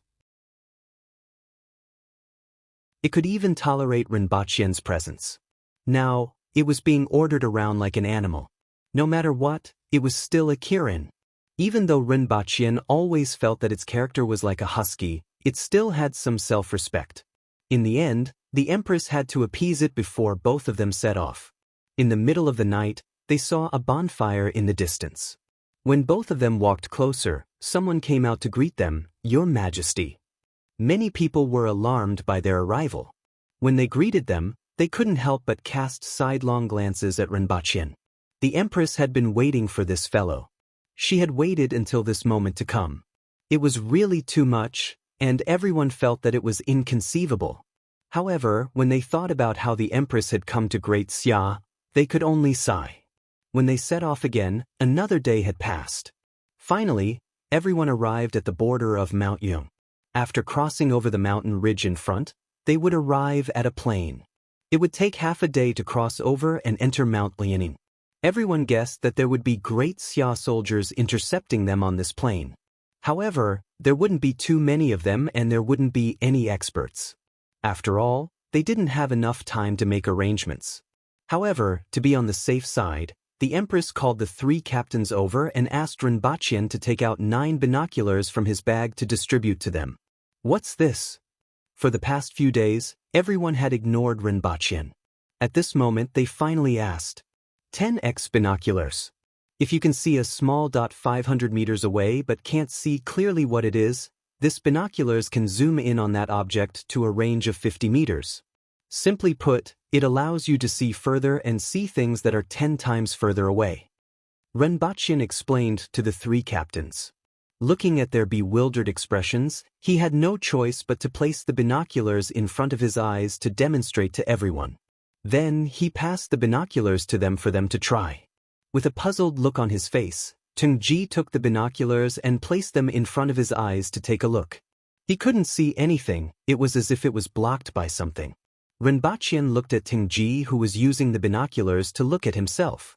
He helplessly pointed to a distant place and said, "Look over there."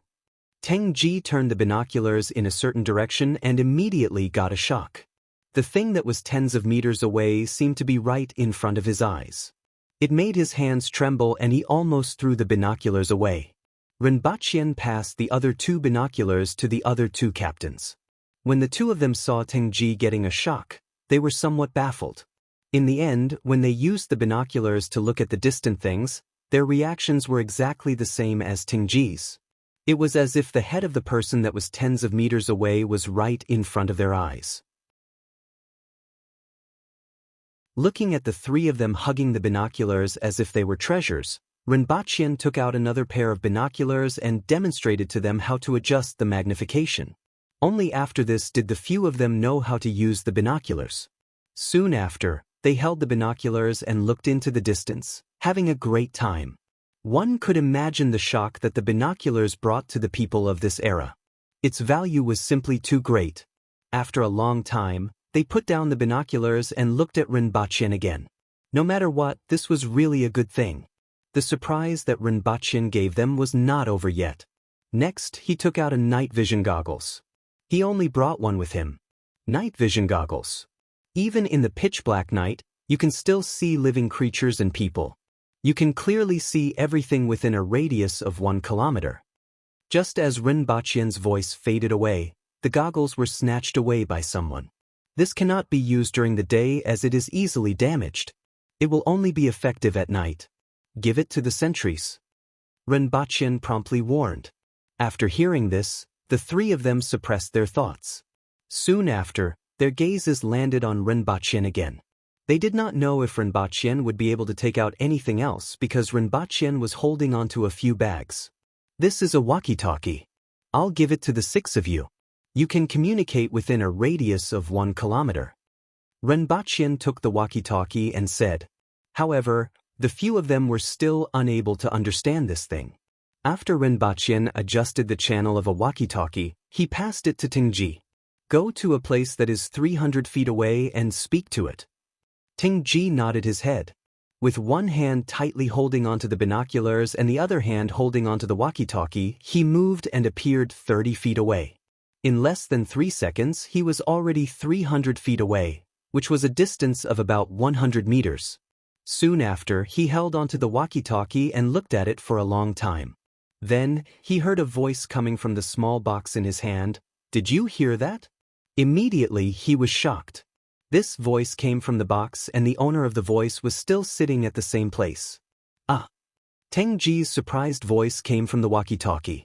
The other 2 captains looked at Tengji, who was a distance away, and then looked at the small box in Rinpochen's hand. Say something. Deputy Prefect Ren Ting-ji stuttered. Even an Earth-Will-level captain stuttered. It could be seen how he was feeling right now. He was a little nervous and felt that this small box would suck him in and lock him up. Come back. Rinpoche's voice fell. In less than 3 seconds, Ting-ji appeared beside everyone. This is the function of this thing. It can be used to communicate from a distance. However, it can only be used for 12 hours. After that, it needs to be recharged. Therefore, it can only be turned on when it is needed and switched off when it is not in use. Rinpoche demonstrated to everyone. This time, everyone looked at Rinpoche as if they were looking at a deity. Originally, they didn't understand why Her Majesty found such a weakling and even took such a huge risk to come to Great Xia for him. After everyone received the Empress, they viewed Rinpoche with hostility. However, at this moment, those thoughts were already thrown out of their minds. Rinpoche casually took out these few things that they had never seen or heard of before, and they were already shocked.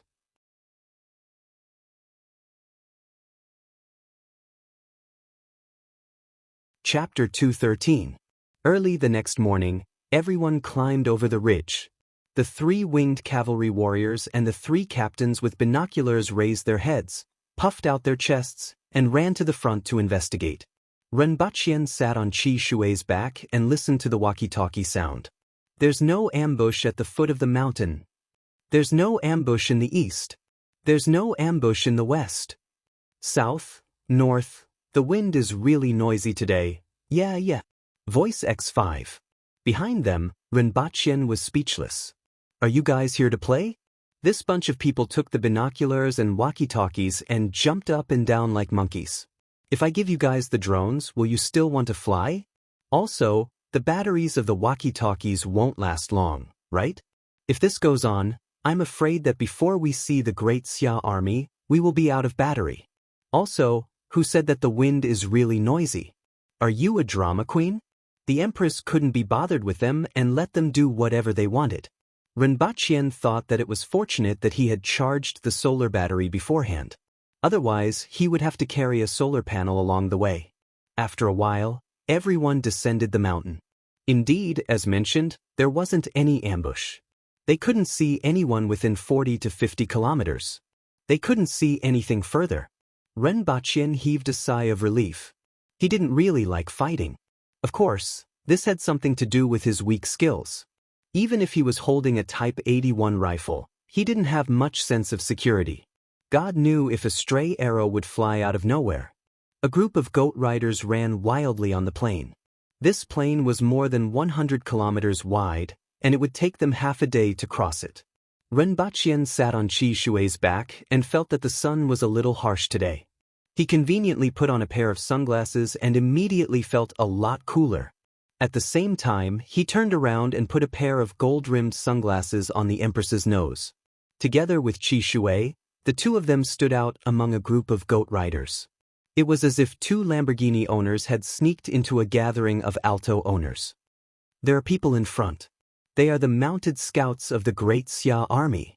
Just when they could see the outline of the mountain in the distance, a voice suddenly came from the walkie-talkie. At this moment, the others could only see a few small dots when they looked in that direction.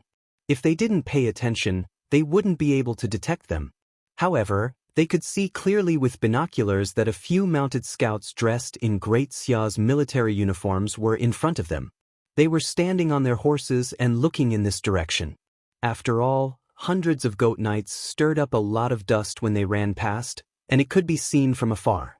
By the time they were within a distance of 4 to 5 kilometers, they could already see very clearly with their binoculars. They could almost see the expressions on the faces of the Great Xia scouts. At this point in time, there were already scouts from Great Xia who rode their horses back to report the news. There were still 2 or 3 scouts who remained at the same spot. They only turned their horses around when they were 1.5 kilometers away from Great Xia. They weren't afraid of being caught up by the winged cavalry. These goats ran slower than horses on flat ground. If they turned around and ran now, they would be able to leave the group of goat riders behind and still be able to see their backs. "Your Majesty, they have entered the forest," Tingji said through the walkie-talkie. Having this thing was really too convenient. But even if he didn't say it, the others could also see that in front of them was a forest and a slope, and behind it was the mountain pass. "Are they going to ambush us in the forest?" "Your Majesty, give me 100 men, and I will kill them all," another captain said with contempt. His name was Zheng Hu. Other than him and Tingji, there was another officer. His name was very elegant, and he was called Li Tanhua. His name was elegant, and his appearance was much fairer than the others. However, even though he was a man of few words, he gave off a feeling that he was the kind of person that was very dependable. "Let's just kill our way over. If we were to form a formation on flat ground, it would be slightly more troublesome, but in the forest, it would be courting death," Tingji said. After all, in a complex environment like the forest, the combat power of the Aboriginal warriors could be greatly enhanced. Since the other party couldn't form a formation, it wouldn't be an exaggeration to say that they were courting death. "They definitely have some tricks up their sleeves," Li Tanhua said coldly. It wasn't that the others didn't know that the other party definitely had some tricks up their sleeves, but with more than 400 Earthwheel experts and in such an environment like the forest, they weren't worried even if there were 10,000 soldiers lying in ambush. Their formidable strength allowed them to directly disregard the intentions of the other party and just crush their way over. Everyone was less than 5 kilometers away from the forest. Using the binoculars, they could already see the indistinct silhouettes of the soldiers in the forest. Tingji put down the binoculars and sneered, "These people actually dare to obstruct us. They are really courting death." "Your Majesty, why don't we investigate? After all, they definitely have a reason for doing this. Even though we aren't afraid of them, it would be a pity if there were casualties when the other party is well prepared." Rinpochian turned his head and said to the Empress. Even if those Aboriginal warriors knew that there was a trap, they still wanted to rely on their formidable strength to crush their way over. He didn't want to know that the other party had a trap and still step into it. The others were still fine, but he always felt that he was the one in the greatest danger. What if someone jumped out from the forest and stabbed him with a knife or a crossbow? He was almost turned into a sieve by someone some time ago. "Stop!" the Empress shouted softly, and everyone immediately slowed down and stopped. At this moment, everyone could practically see the reflection of light in the forest with their naked eyes. The other party didn't seem to have any intention of hiding and was just waiting to intercept them. They used the binoculars to take a look, and sure enough, they saw rows of soldiers drawing their bows and knocking arrows in between the trees. There seemed to be many other figures in the forest. "Your Majesty, we can directly crush these people and crush them." Tingji cupped his fists and said. The Empress turned her head and looked at Rinpochian to see what he had to say. Rinpochian felt that it was time for him to show off his skills. He always felt that the great Xia commander wouldn't be so stupid as to rely on the archers and soldiers in the forest to obstruct them. After all, those who could lead troops into battle wouldn't be fools. Even if he was a fool, the people beside him wouldn't be fools, right? Rinpochian jumped down from the Kirin's back, took off a bag and placed it on the ground. He took out the deformed drone from the bag and didn't forget to turn his head and tell everyone, "Help me block them." Rinpochian was afraid that if someone noticed him, they would shoot down an arrow. He didn't forget the time when the Empress shot down Ning Saichen's flying sword with an arrow. More than 400 winged cavalry warriors lined up in 2 rows and stared straight at the forest opposite them. In the forest, the commander of Great Xia stroked his beard and looked at the goat riders in formation. He was puzzled and said, "Why aren't these Aboriginals coming in yet?" According to the style of the Aboriginals, even if there was a mountain of daggers or a sea of flames in front of them, they would still charge in, let alone these archers. "The few of you, go and take a look outside the forest." That commander waved his hand, and a few scouts who had just returned spurred their horses out of the forest. They purposely made a round outside the forest, resembling a prostitute leaning against a brothel who was throwing flirtatious glances and saying, "Sir, come and play." Many of the winged cavalry warriors saw this scene and immediately became restless. However, with the Empress's orders, they didn't move at all. Behind the crowd, the three captains and the empress watched as Rinpochen fiddled with a strange thing that looked like a spider. Rinpochen installed the display screen and remote control. Following his control, the drone on the ground began to rise into the sky. The three captains' eyeballs almost popped out. This thing actually flew? The three of them raised their heads and looked at the sky.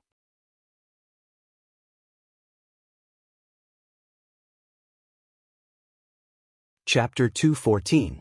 At this moment, Rinpochen was controlling the remote control. At this moment, the drone could no longer be seen. Following his control, a bird's eye view of the forest appeared on the screen. At this moment, a palm-sized box with two antennas was placed on the ground under his feet. It was the ground terminal, and it could transmit and receive data up to 1.7 kilometers. Within this range, he could transmit photos back. If he only controlled the drone, he could reach a distance of 5 kilometers. It was a pity that there was no internet, and they could only rely on the ground to transmit data. They could only transmit photos within 1.7 kilometers. If there was an internet connection, he would be able to send the video directly. Rinpochen piloted the drone and advanced toward the forest. He kept taking pictures and transmitting the pictures back. On the screen, he could clearly see the silhouettes of some people in the shade of the trees below. Rinpochen smelled a burst of fragrance. The empress had already moved closer to his side and was looking at the photos on the screen together with him. The three captains were anxious, but they didn't dare to get close to the empress because they didn't know what they could see. As the distance of the drone exceeded the data transmission range of the ground station, the screen stopped at the last photo. Rinpochen zoomed in on the lower left corner of the location map and focused on flying the drone to take photos. He would check it again when the drone returned. Many of the winged cavalry warriors turned their heads to look when they heard the noise of the drone taking off just now. They saw that strange-looking thing fly into the sky and then disappear. Out of curiosity, they turned their heads to look at Rinpochen, who was concentrating on piloting the drone. Previously, the walkie-talkies and binoculars were already an eye-opener for them.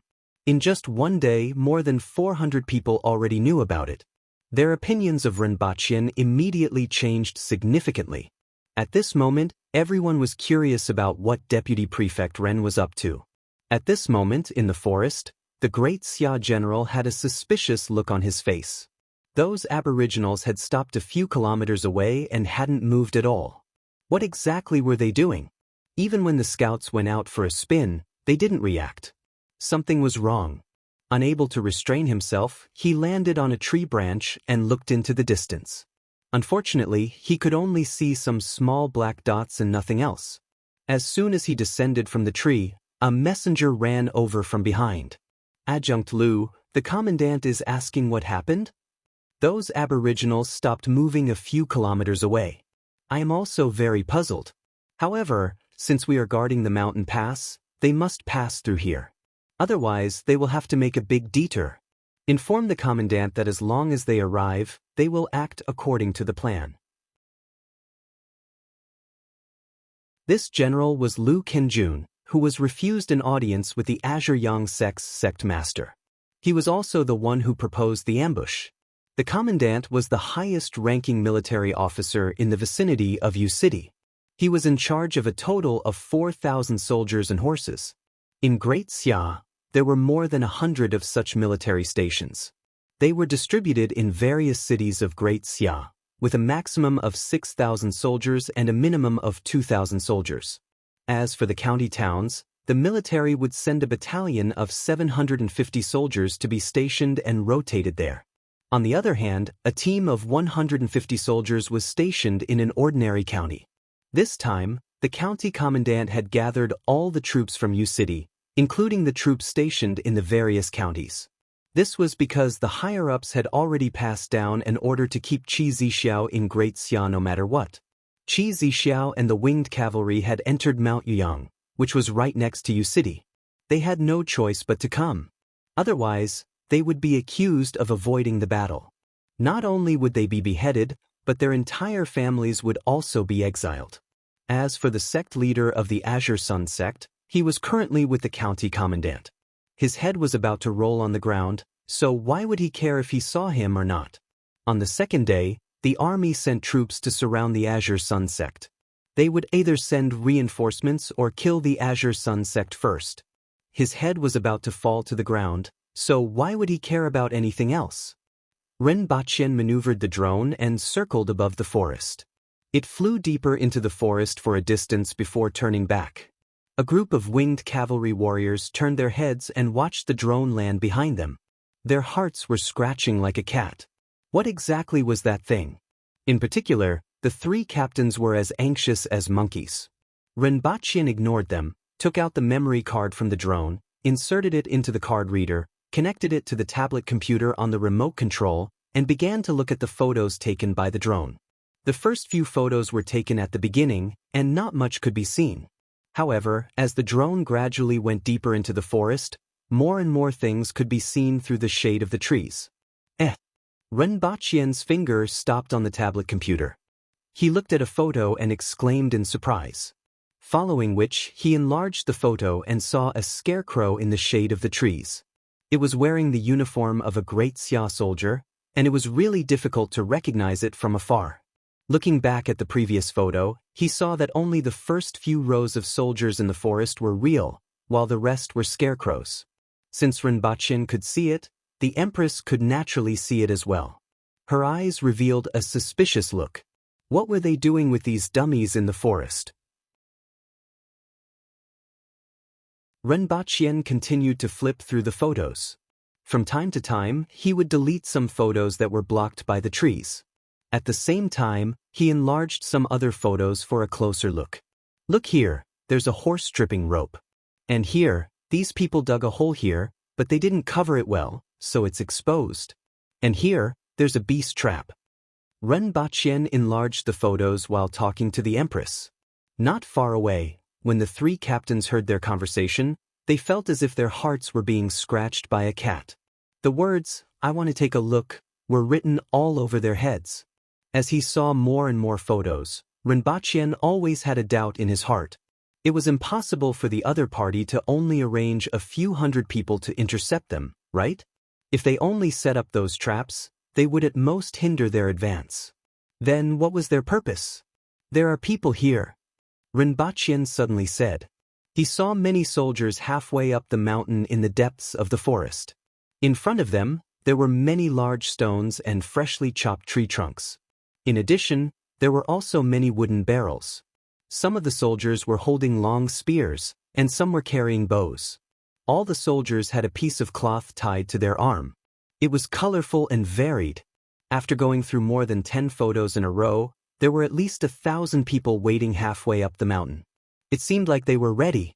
As he continued to look, he saw a lot of firewood in the gaps between the rocks and the bushes at the bottom of the mountain. Are they going to set a fire?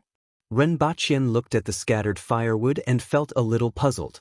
As the drone began its return journey, Ren Bachien's eyes widened when he saw another angle of view. Behind the trees in the forest, there were many small wooden barrels. There were also scattered firewood in the surroundings. In particular, on both sides of the path that everyone was taking, there were not only firewood and wooden barrels, but also a small number of archers lying in ambush on the trees. All of these were captured clearly. Ren Bachien immediately knew what the other party was going to do and guessed what was in those wooden barrels. If there wasn't any firewood, he might not have thought of it. However, with the addition of firewood, it was too obvious. Furthermore, he knew what was going on with the cloth tied to the arms of those great Xia soldiers.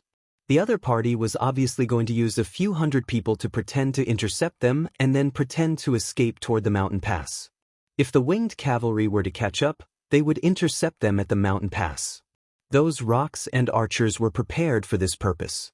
If Ren Bachien didn't guess wrongly, the wooden barrels were filled with oil or flammable substances like animal fat.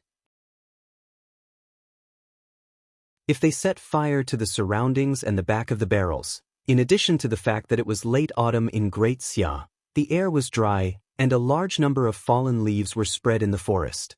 The wooden barrels that were prepared on the mountain were the same. On one hand, they could set fire to obstruct the winged cavalry. On the other hand, the oil was very slippery and could more or less impede the winged cavalry's speed. The same was true for those traps.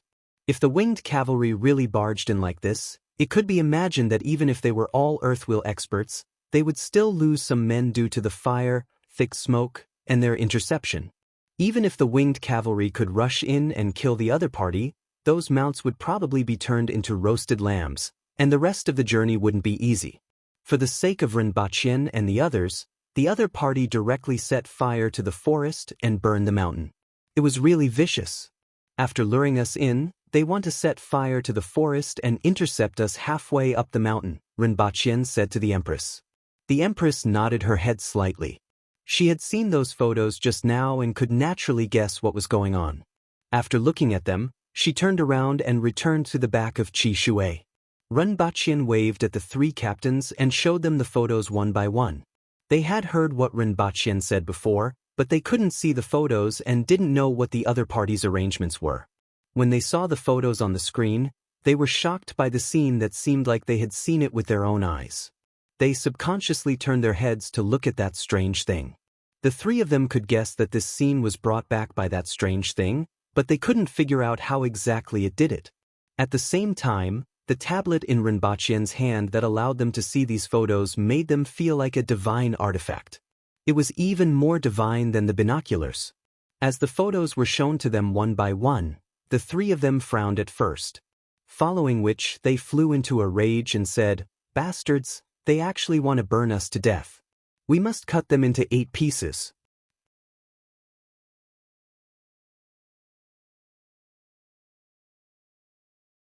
Chapter 215. The Great Xia army didn't expect that their deployment had been completely exposed. Furthermore, they didn't expect that there were drones in this world. They were still waiting there bitterly. The drone was too small at an altitude of a few hundred meters, and it didn't have any aura, so it was very difficult to detect. Even if there was a buzzing sound, they would think it was made by mosquitoes because the sound was too soft because it was too far away. Rinpochen and a few captains were gathered in a circle. If it weren't for the drone that recorded everything, they would have stepped into a trap even if they knew it was a trap without looking back. The way of thinking of the Aboriginals was to not care about what was in front of them or what was under their feet. They would just trample over it.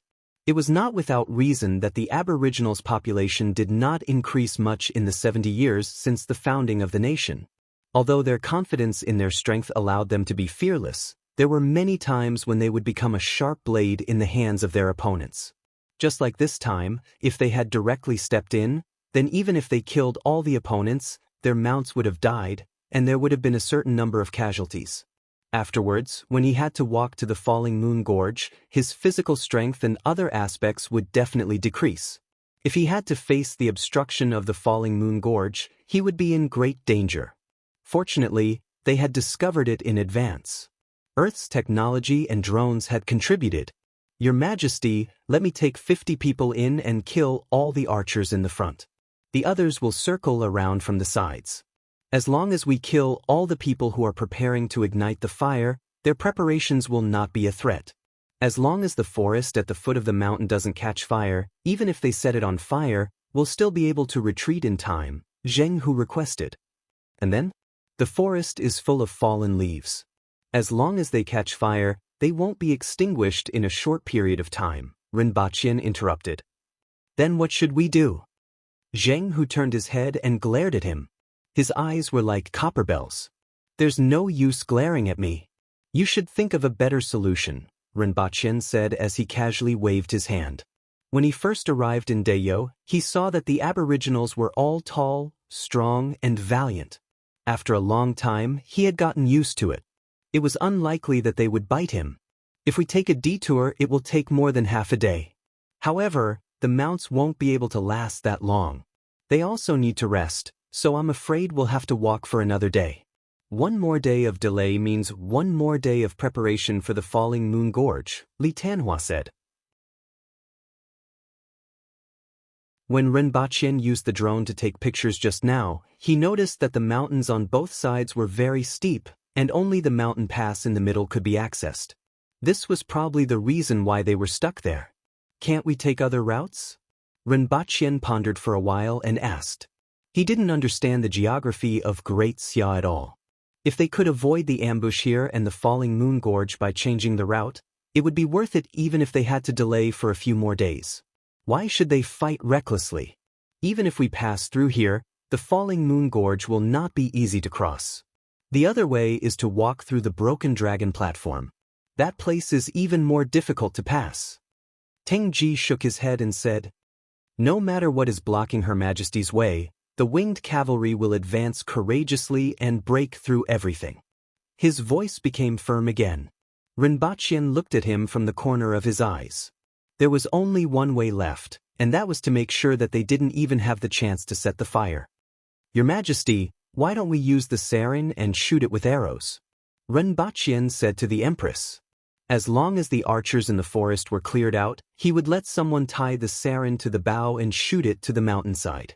Presumably, they wouldn't set the fire until the winged cavalry killed their way over. After half an hour, they would be able to swagger through the forest. The only drawback was that it was a little painful. The remaining sarin was only 10 kilograms and 20 bottles. According to the pictures taken just now, they would need at least 6 bottles to envelop most of them within the range of the poisonous gas. The Empress sat on Qi Shui's back and listened to them. Finally, she nodded her head and said, "Let's do as Deputy Prefect Ren said. Split into 3 teams and each team will have 50 people. Clear out the great Xia soldiers in the forest and bring me a bow." "Yes, Your Majesty."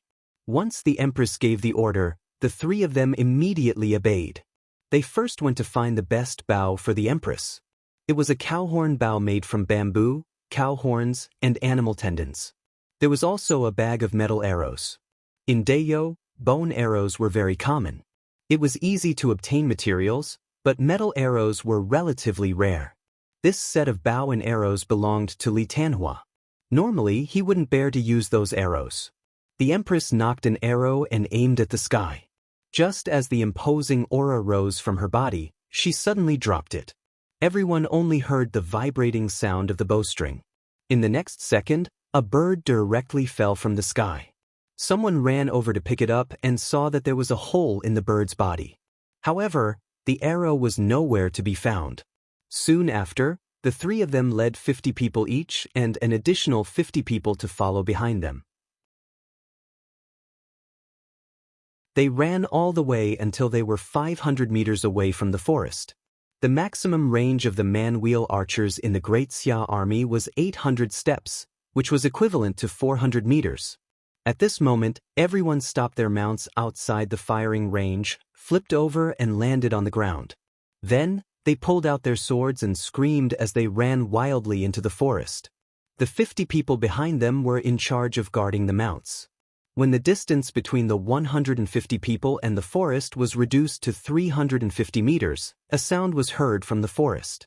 Hundreds of arrows pierced through the air and shot out from the forest with a cold glint. Tengji took the lead and brandished his long sword to cut down all the arrows that were shot at him. Following which, he leaped more than 20 meters away. These winged cavalry warriors were equipped with weapons and leather armor. It only took them 7 or 8 seconds to run 100 meters. Furthermore, they still had energy to spare. The other party shot a total of 2 rounds of arrows and quickly fled toward the mountain pass. When the 150 winged cavalry warriors reached the forest, they split into 3 teams.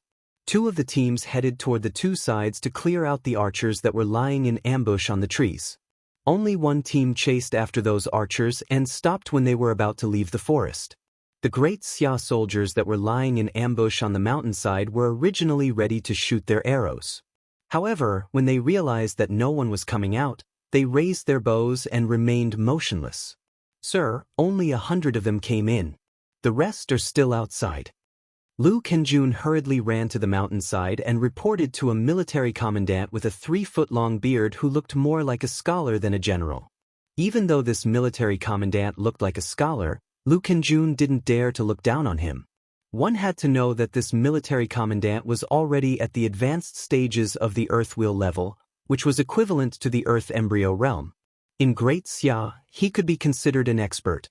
The military commandant frowned slightly. He didn't expect that the other party would actually give him such a difficult problem. More than 100 people had entered the forest. Should they start the fire or not? After thinking for a while, he opened his mouth and said, "Increase your vigilance. When they appear, use boulders and rolling logs to block them. 4,000 people have the geographical advantage. How could they not be a match for more than 100 people? As long as they are slightly hindered, the follow-up troops will come in and set the forest on fire." However, he didn't see any winged cavalry soldiers. Instead, he saw a long arrow that was shot not far away and a bottle that was tied to the arrow. As the glass bottle shattered and fell to the ground, some colorless and transparent liquid sputtered in the surroundings. The volatilized gas began to pervade this space and diffuse into the surroundings along with the mountain breeze. Renbachien and the Empress used a pair of binoculars to look at the people on the mountainside in the distance. Behind them were many winged cavalry warriors. After a while, Renbachien saw through the binoculars that the soldiers on the mountainside were clutching their throats and falling to the ground. The others began to flee in panic, but they also fell to the ground after taking a few steps. The facial expression of the highest-ranking general changed drastically. However, it was too late for him to realize that something was wrong. In a flash, he appeared more than 10 meters away and leaped up again. It seemed like he wanted to escape from the poisonous gases range from a high place, but he fell to the ground after jumping halfway. After a while, everyone gave themselves and their mounts the antidote and swaggered through the mountain pass. On both sides of the mountainside were prepared rolling logs, boulders, and corpses that were scattered all over. Previously, someone had opened a wooden barrel that was hidden in the forest, and it was indeed filled with animal fat. These arrangements could be said to be ruthless, but it was a pity that they didn't have the time to use it. Thousands of Great Xia soldiers died just like that in a short period of time. At this moment, everyone looked at Renbachien with a strange gaze. Previously, they thought that Renbachien had a lot of good stuff. Now, they realized that Renbachien had a lot of things that could kill people. To silently poison thousands of people to death, that Great Xia general was an advanced earth wheel expert. There were also a few earth wheel experts around him, but none of them managed to escape. All of them were poisoned to death. Witnessing such a scene with their own eyes, they felt a little more reverence for Renbachien. They thought that if they were to become enemies with him one day, they would shoot him to death regardless of the consequences. Out of the 4,000 elite soldiers at the mountain pass, only about 100 managed to escape from the poisonous sarin gas. This news was sent back to Yu City and then to the rest of Great Xia. Great Xia began to investigate who was the one who poisoned them. After being enemies with Dayo for so many years, they had never encountered such an incident. The Aboriginals had always relied on their strong individual strength to crush their way through. They didn't easily poison thousands of people to death before swaggering over. Previously, Qi Zixiao poisoned the entire 9 pavilions, but the internal department of Great Xia didn't believe it. This was because the person who understood you the most was your enemy. Qi Zixiao didn't know how to use poison at all. Poisoning the entire 9 pavilions wasn't something that a person who didn't know how to use poison could achieve with just a little poison. It wasn't just 1 or 2 people, 10 or 100 people, but thousands of people who were in combat mode. The weakest among them was at the man-will level, and there were even spirit-will experts like the 8 pavilion masters. This time, she even poisoned 4,000 elite Great Xia soldiers who were lying in ambush at the mountain pass. Both times, the death toll was huge. Similarly, they were silently poisoned to death in an open space when they were completely awake. There must be someone else beside her, a poison expert. This was everyone's conjecture. Very soon, Renbachien, who everyone thought was a lucky gigolo, appeared in front of everyone. If there was anyone who was the most suspicious, it would be Renbachien, who suddenly appeared out of nowhere. The Empress also brought him to the 9 pavilions alone. The Empress appeared in the 9 pavilions, but his whereabouts were unknown. Just like that, Renbachien became famous in a way that even he didn't know and became a scapegoat. Poison Warrior.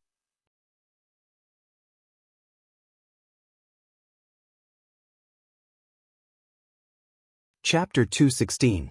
Renbachien sat on Qi Shui's back in a daze. He felt that he was like Xuanzang who went on a pilgrimage. He had just defeated the one-horned king, and now he was ready to go to the blazing mountain. It was a pity that Hong Haier wasn't waiting there, and there was also no Xiao Tian under the moonlight. After thinking about it carefully, even if there was, he wasn't Sun Wukong. Fortunately, the Empress wasn't Xuanzang either. The group of people walked in the mountains for a day. In front of them was a very tall mountain peak. After climbing over it, they would reach the falling moon gorge. After that, they would be able to return to Dayo. The three captains were finally tired of playing with the binoculars. They no longer had to tie the binoculars to their heads like before. However, their gazes shifted to the bags hanging on both sides of Qi Shui. At least one of the bags contained that thing called a drone. It was a pity that they weren't allowed to touch it, and this made the three of them very resentful. Sigh! Ren Baqian, who was in a daze, cried out in alarm. Qi Shui suddenly leaped and almost threw him off. Just as his voice left his mouth, he felt a force pressing him down on Qi Shui's back. "Thank you, Your Majesty." Ren Baqian turned his head and smiled at the Empress. The sunlight that shone on the treetops seemed to fall down after being smashed. Specks of sunlight shone on the Empress's body. The Empress was wearing earphones and listening to music from a music player. This was considered a form of entertainment during the journey. The sunlight that shone on her body, the earphones, the music, and her relaxed expression made the Empress look like a girl under the shade of a tree in a schoolyard. It would be even better if there weren't that group of people looking at them from time to time. At this moment, there were actually 2 empty mounts. Ren Baqian didn't think of changing mounts, and the Empress didn't chase him off either. This was considered as tacit agreement that the two of them were riding on the same mount. Both of them also addressed each other as Her Majesty and Ren Baqian. They didn't talk much on normal days, but there seemed to be a certain atmosphere between the two of them that isolated the rest of the people. This made many winged cavalry warriors feel like they had eaten a mouthful of dog food every time they looked at them. More than one of them was thinking of going to the mountains to find a woman they liked and getting married after they returned. After another day, they climbed over the mountain in front of them. After descending the mountain, there was a large river. The water surface was hundreds of meters wide, and the current was rapid. The sound of the river could be heard from afar. "There's someone on the other side," Teng Ji shouted from the side. Ren Baqian raised his binoculars. Sure enough, there was a great Xia soldier on a horse looking over at them. It seemed like he was specially waiting here. Turning the binoculars to the side, he could see that not far upstream and downstream, there was a soldier following them. "It's specially waiting for us," Li Tanhua said casually. He reached out to touch the bow but found nothing. Only then did he remember that the bow was still in the Empress's hands. The Empress didn't care that they were watching. In any case, she couldn't hide it from them, so she just let them be. Ren Baqian went forward to take a closer look at the river. It was very muddy. After all, the current was so rapid that it would definitely bring up the mud in the river. It was impossible to see the bottom of the river. "Deputy Prefect Ren, be careful. There are strange fishes in the water," Tingji reminded him. Now, Ren Baqian was a fragrant steamed bun again. "What kind of strange fish are they?" Ren Baqian turned his head and asked. He wondered if there were piranhas. However, it was not impossible. If they could be found on Earth, it was not surprising that they could be found here as well. At this moment, the sound of something breaking through the water came from behind him. "Be careful!" Teng Ji's facial expression suddenly changed and he pounced towards Ren Baqian. However, a red shadow was faster than him and appeared beside Ren Baqian in a flash. When Ren Baqian heard the sound of something breaking through the water, he turned his head and just happened to see a huge fish head swallowing him. Yes, it was swallowing. The fish's mouth was like a bird's. It was very long and filled with fangs. Its body was round. This fish looked as if a bird's mouth was installed on the fish's body. It was ugly and ferocious. Ren Baqian's heart immediately trembled and he took a step back. In the next second, a spotlessly white hand stretched out from Ren Baqian's side and directly slapped the fish's mouth that was trying to bite him. That fish head looked as if it was smashed by a heavy object and was directly knocked out of the water. The 5 to 6 meters long fish body spun in the air. Just when the fish tail was about to swing near the Empress, it was slapped on its body. Its body immediately exploded in the direction of the big river, spitting out a lot of flesh and blood. Together with the fish body, it fell into the middle of the big river. Very quickly, another 5 to 6 dorsal fins appeared in the middle of the big river. The river water was also dyed red with blood. Renbachien only calmed down after a long time. He was really frightened just now. It was too sudden.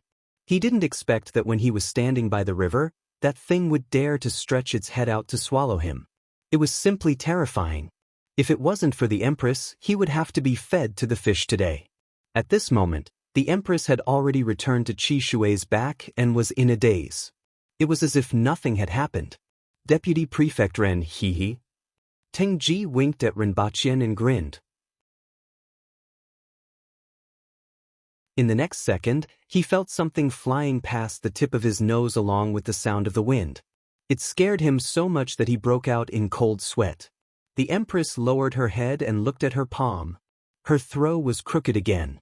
After this incident, Renbachien became well-behaved and didn't dare to run around anymore. This world was too dangerous. Everyone immediately set up camp here. After informing the Empress, Renbachien found a secluded place and returned to Earth. After staying on Earth for 2.5 days, he brought back a lot of things. Among them, there were 1,000 sets of antidotes. He was prepared to release the poisonous gas at any time. With the poisonous gas, he didn't feel that there was a need to bring anything else. In any case, no matter what the other party did, after throwing 14 bottles of sarin gas, they should be able to continue their journey. It was just a pity that this thing wouldn't be easy to get his hands on in the future. Other than that, he also brought back that custom-made Han Chinese costume. He held it in his hand and smiled at the Empress. Only you can display that kind of charm in this costume. I have specially found someone to custom make it as a gift for your Majesty. What costume? The Empress glanced at him and was slightly puzzled. The costume was wrapped up and she couldn't tell what it looked like. Renbachien took out a photo. It was the effect of the costume when worn on a model. The costume was a 3-looped long robe with a beard. The extended lapel formed a triangle that wrapped around the front of the body and dragged all the way to the feet. The whole costume was red in color with black and gold at the edges. The front part of the costume was a golden phoenix spreading its wings and the back was decorated with golden flower petals. It looked extremely eye-catching, but it was also extremely beautiful. Renbachien imagined the effect of the Empress wearing it. Coupled with her cold temperament, she would definitely be able to amaze the world. If someone else were to wear it, they would probably look like a nouveau riche.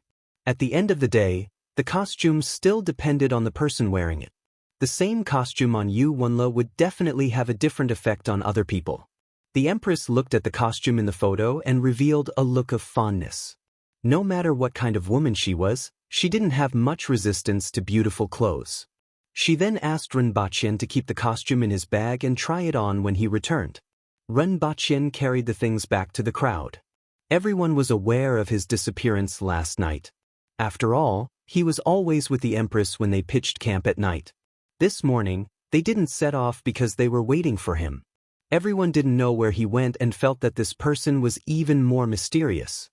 The river was called the White Dragon River. Legend has it that there used to be a white dragon stirring up trouble in the river. The Falling Moon Gorge was situated on both sides of the White Dragon River. It was about 300 meters high and below it was the surging White Dragon River. At this moment, on one side of the Falling Moon Gorge, tens of thousands of soldiers were scattered and resting. A dignified-looking old man stood on a rock and looked at the other side of the river. Yesterday afternoon, they arrived at the White Dragon River and pitched camp. This morning, they didn't set off at all. This made him a little puzzled as to what the other party was planning.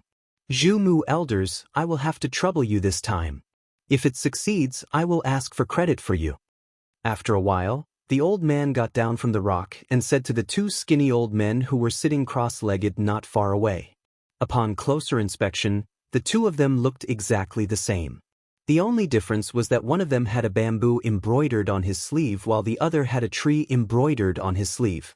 After hearing what he said, the Zhumu elders opened their eyes and nodded slightly. These two were very famous in Great Xia. Even though they weren't ranked in the top 10 experts, they were ranked 11th. Ever since they were born, they had always advanced and retreated together and had never been separated. When they fought with others, regardless of whether it was one person or many people, they would always attack together. Therefore, on the list, both of them were ranked 11th. In fact, the two of them were telepathic and had a set of joint attacks. When they worked together, their combat power increased greatly. Even Hong Wu had to scratch his head when he encountered the two of them. It was just that their individual strength was slightly weaker than the top 10 experts, and that was why they were ranked 11th. However, after Hua Sanliu's death, the two of them were now ranked 10th in the world. This time, they paid a huge price and used something that the two of them urgently needed to invite the two of them over. At this moment, a messenger pigeon flew over. After receiving the messenger pigeon, a person hurriedly went forward and reported, "General, they have set off. They will arrive in 4 hours."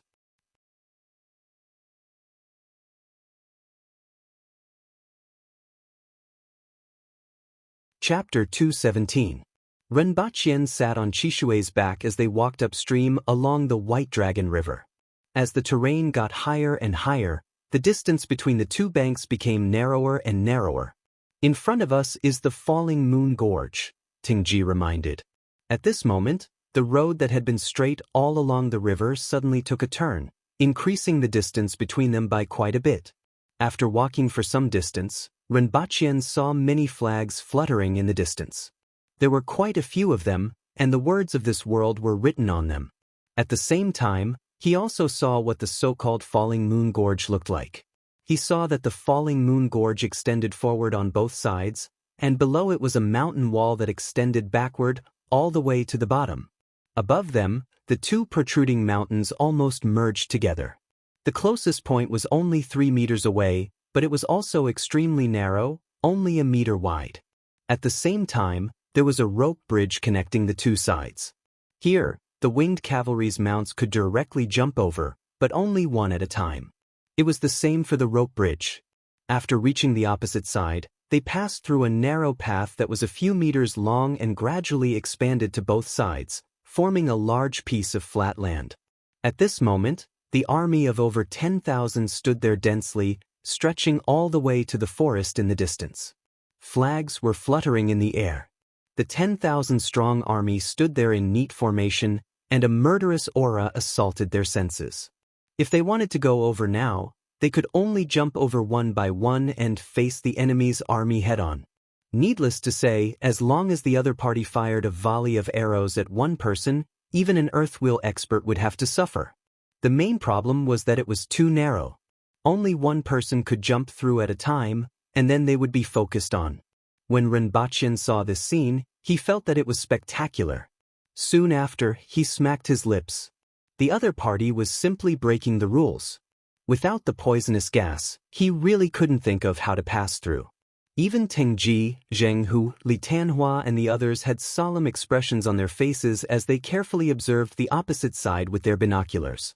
The Empress squinted her almond-shaped eyes and curled her lips. Even though Great Xia wouldn't suffer a huge loss if this group of people were to perish here, they would at least feel some heartache, right? After all, with such a neat formation and murderous aura, one could tell that they were elite soldiers who had been through hundreds of battles. "Chizi Xiao!" An old man in armor shouted as he galloped out from the opposite formation. "I am Jia Yugong. I have been waiting here for a long time." Zheng Hu immediately scolded, "Old thief, how can you call His Majesty's name directly? That's the Emperor of Dayo, not the Emperor of Great Xia." Furthermore, whether or not I can return to Dayo and continue to be the Empress still depends on whether or not my subordinates agree. Jia Yugong laughed heartily. 100 battles! 100 battles! The opposing army immediately drew out their long sabers, raised their arms, and shouted in unison. Their murderous intent soared, and their voices resounded through the clouds. If other people were to see this scene, their legs would probably go weak. The Empress snorted in disdain. As for the other winged cavalry warriors, they were all at the Earthwheel level, so they weren't easily intimidated. If they were forced to charge into the army formation with weapons and spears, they would also not care about it and charge forward while laughing. It was still unknown who would win and who would lose. However, it was true that they were guarding the other side, so it would not be easy to go over. Rinpoche looked at the other side and wondered if he would go to hell if he died. In the past, he didn't even dare to kill a chicken. Then he ordered Xiong Pai to kill for the first time.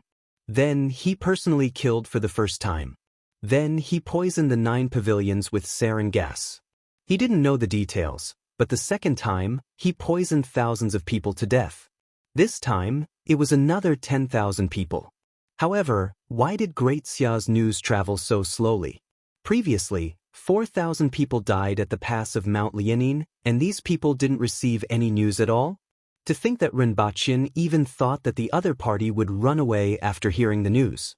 In the end, there were so many of them standing together. After thinking for a long time, he finally sighed faintly and said, "Sigh, what a sin." This caused a few of the winged cavalry warriors to roll their eyes. The Empress, who was behind him, almost laughed out loud at his sigh. Just as Rinpoche was sighing, a Yinyao suddenly flew over from the back of the opposing army. In fact, this Yinyao had arrived a few minutes ago, but the murderous aura from below caused it to circle a few times and not dare to come down. After everyone quietened down, the Yinyao circled around again before flying toward the Yinyao in the cage below. Someone plucked the note from his leg. After taking a glance at it, his expression changed drastically. He hurriedly ran to Jia Yugong's side and shouted, "Sir, sir." Jia Yugong stood there with his back ramrod straight, looking straight at the people opposite him with a rather heroic spirit.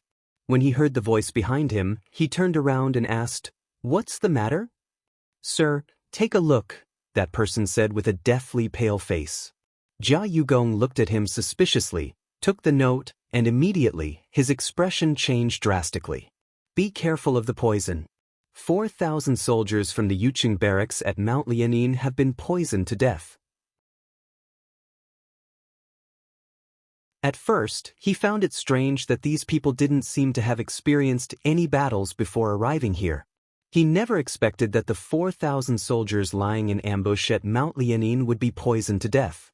This time, he couldn't remain calm and heroic anymore. If it was a real battle, he wouldn't have any complaints even if he died in battle. However, if they were poisoned to death like the Yuqing barracks, he couldn't accept it.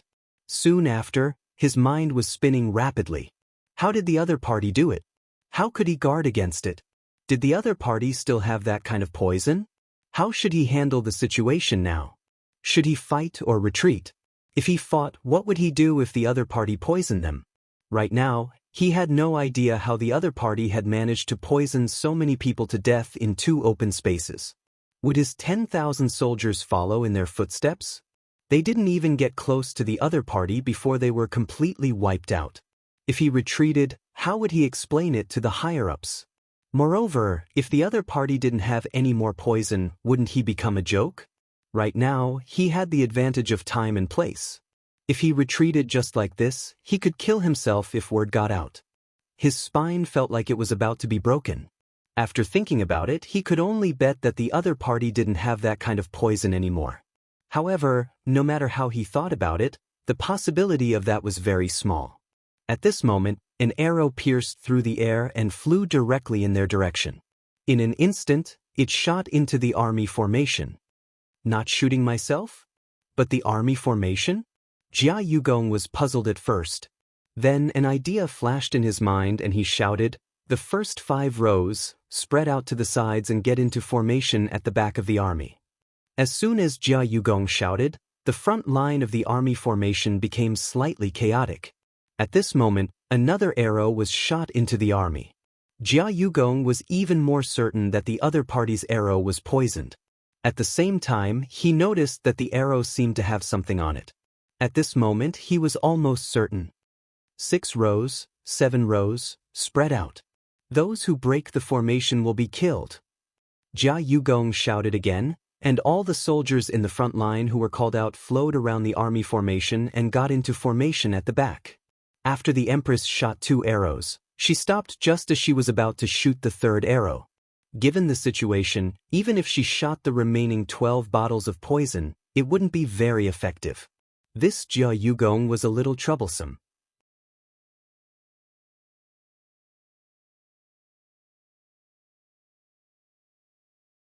Chapter 218.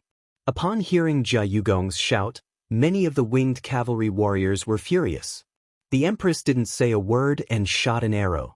There wasn't a bottle of sarin gas tied to the arrow. In an instant, the arrow arrived in front of Jia Yugong's face.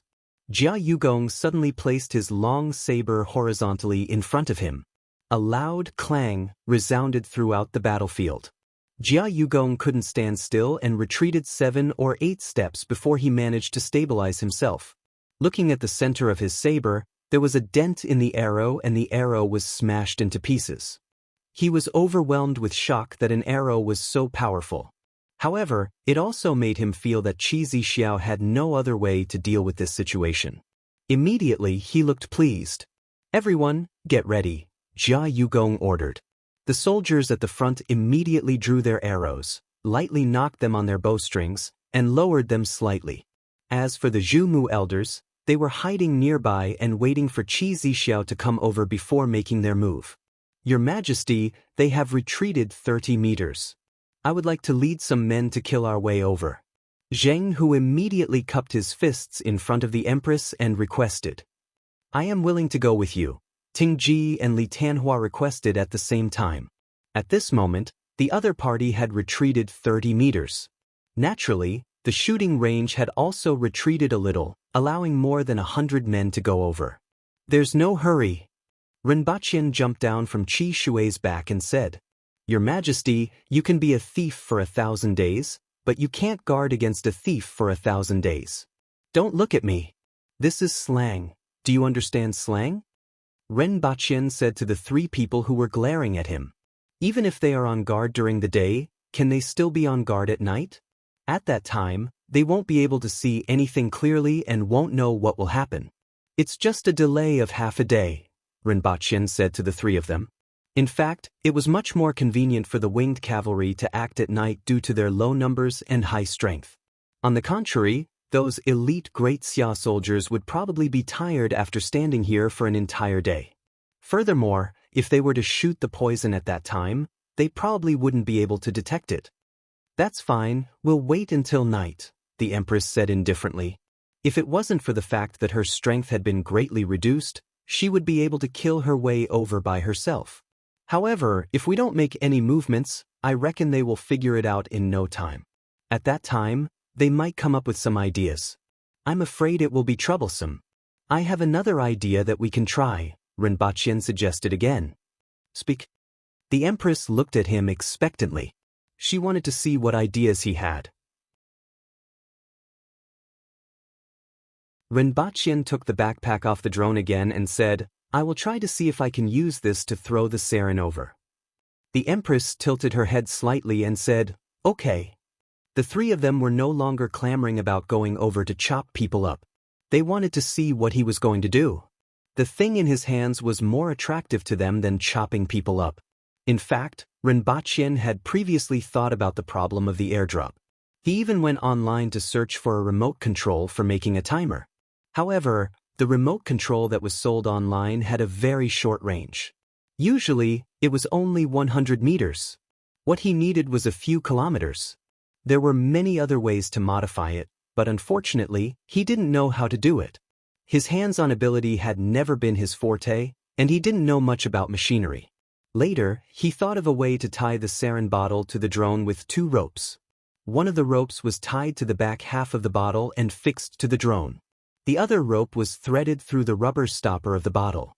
Then, he would use the crane platform of the drone to pull off the rubber stopper. Then, there would only be 1 rope fixed to the back of the bottle.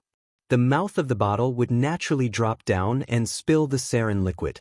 Not to mention that it wasn't easy to detect, it evaporated quickly, and it covered a larger area.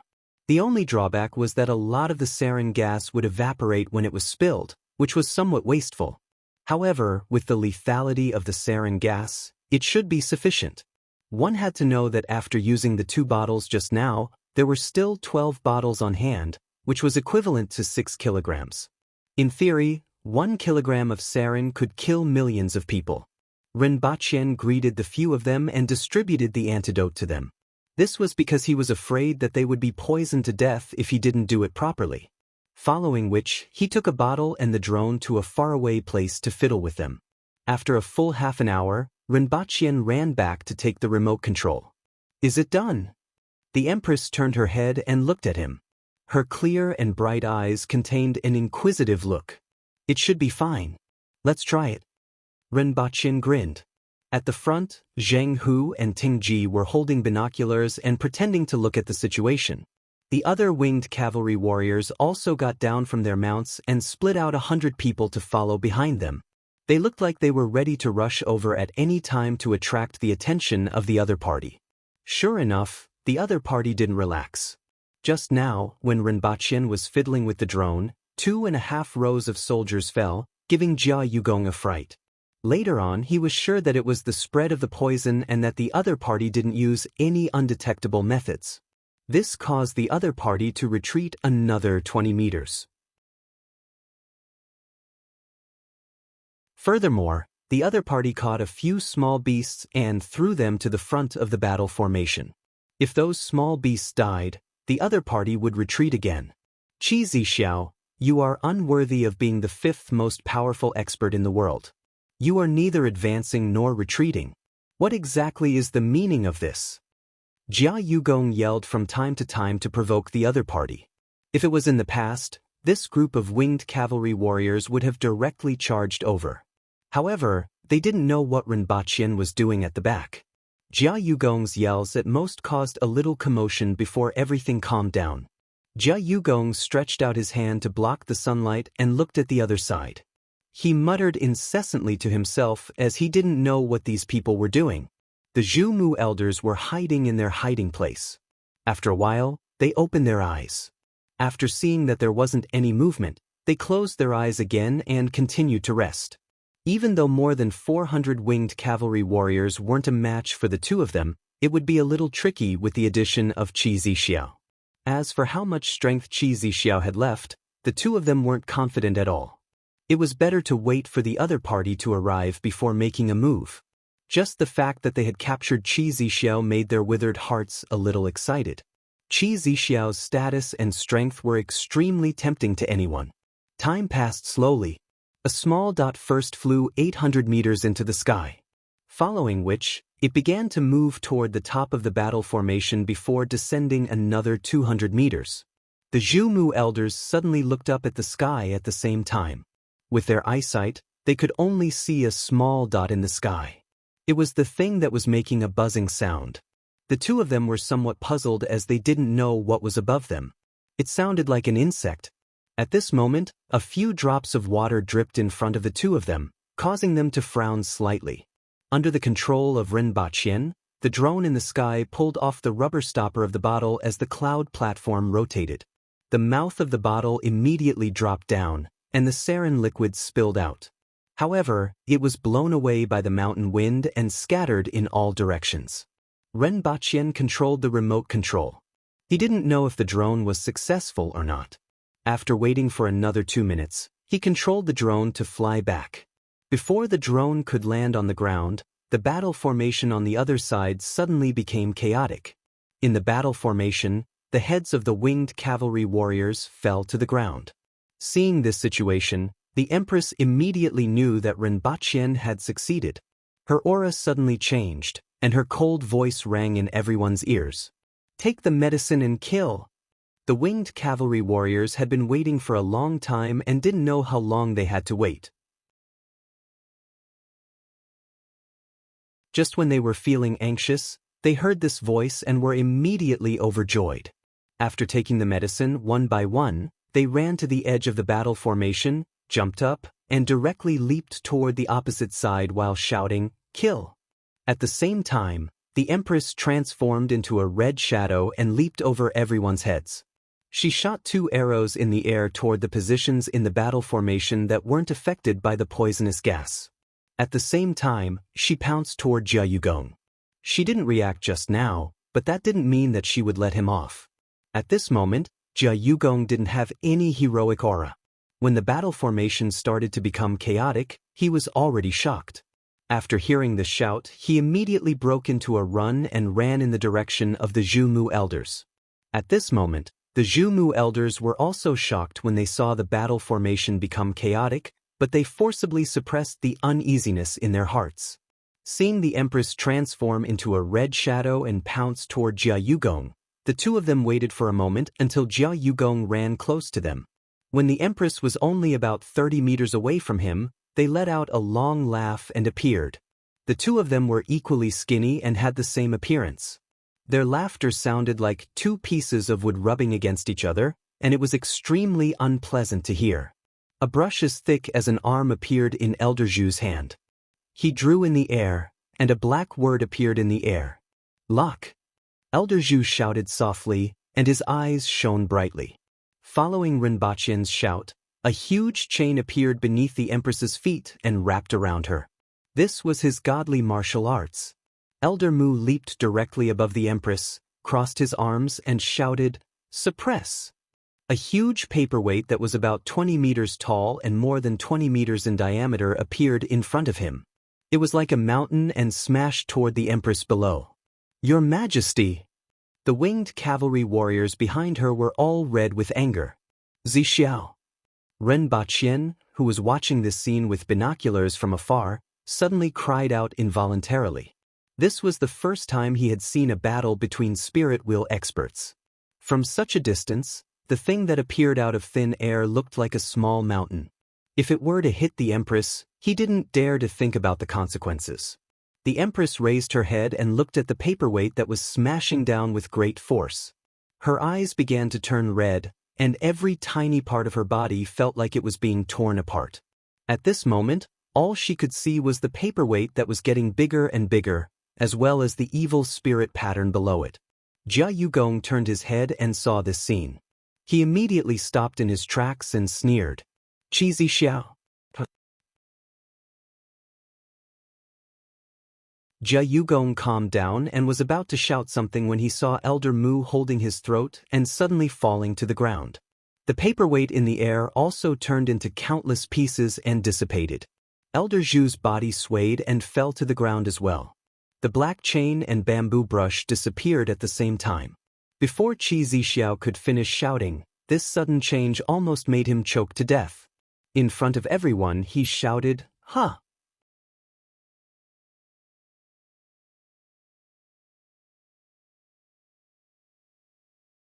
Chapter 219. Through the binoculars, Rinpoche saw the Empress using the ghostly steps to appear in front of Jia Yugong, following which she executed the dragon and tiger dance. Her movements were so skillful and smooth that it made him gasp in amazement.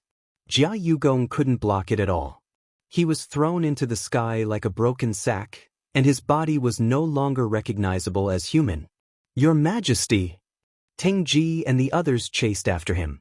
Just now, they had almost been scared to death. "Kill," the Empress said coldly. The great Xia army at the front was in chaos. The sarin gas released by the drones had killed at least 2,000 people. The Empress shot another 2 arrows, and this time, she directly shot at the area with the most people. Under the circumstances that the surrounding people couldn't dodge in time, another batch of people fell, causing the situation of the great Xia army to become even more chaotic.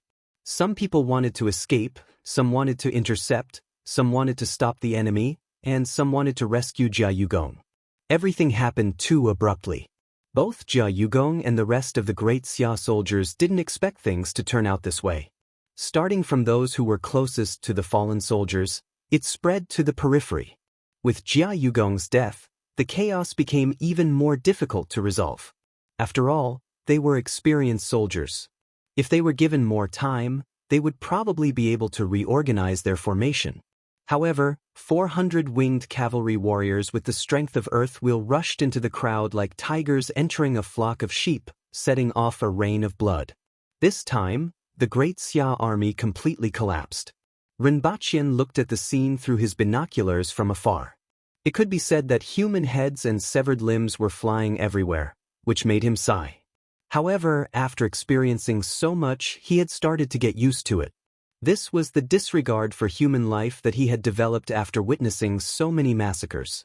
The Empress walked to Elder Mu's side. She recognized these two people as soon as they appeared. After all, their appearances and weapons were very special. As expected of a top-notch spirit wheel expert, Elder Mu was poisoned and fell from such a high place, yet he was still alive. His entire body was covered in injuries, and his face had turned purple. One of his hands was tightly clutching his throat, and his pupils were almost the size of a rice grain. He had almost lost his mind, but he still had some instincts. The sarin gas had shrunk his windpipe, making it difficult for him to breathe. The strength of the two made them realize it later, and they also breathed in more poisonous gas. Their strong physiques also made them suffer more. If the two of them were given the antidote now, they might be able to survive. If it was someone else, he might have made the same choice and subdued two powerful fighters. However, the Empress merely stepped on his head coldly. It was like a watermelon being smashed. He then landed on Elder Zhu's body and stomped on his chest and back, causing his internal organs to spurt out of his mouth. The Empress appeared beside Qi Shui in a few flashes. Rinpochen handed her a handkerchief and said, "It got on your face." Perhaps it was Jia Yugong's blood. 2 drops of blood splashed onto the fair skin of the Empress, making her look even more flirtatious. The Empress took it and wiped her face. However, not only her face, but her body and feet were also stained with blood. Especially her skirt, which carried the smell of blood. Clothes. The Empress's expression became much gentler after returning. Rinpochen took out the custom-made Han costume, and the Empress jumped down from the cliff. Below the cliff, which was about 300 meters high, was the surging river. Of course, the Empress wouldn't commit suicide. With her skills, she would probably be fine even if she jumped down.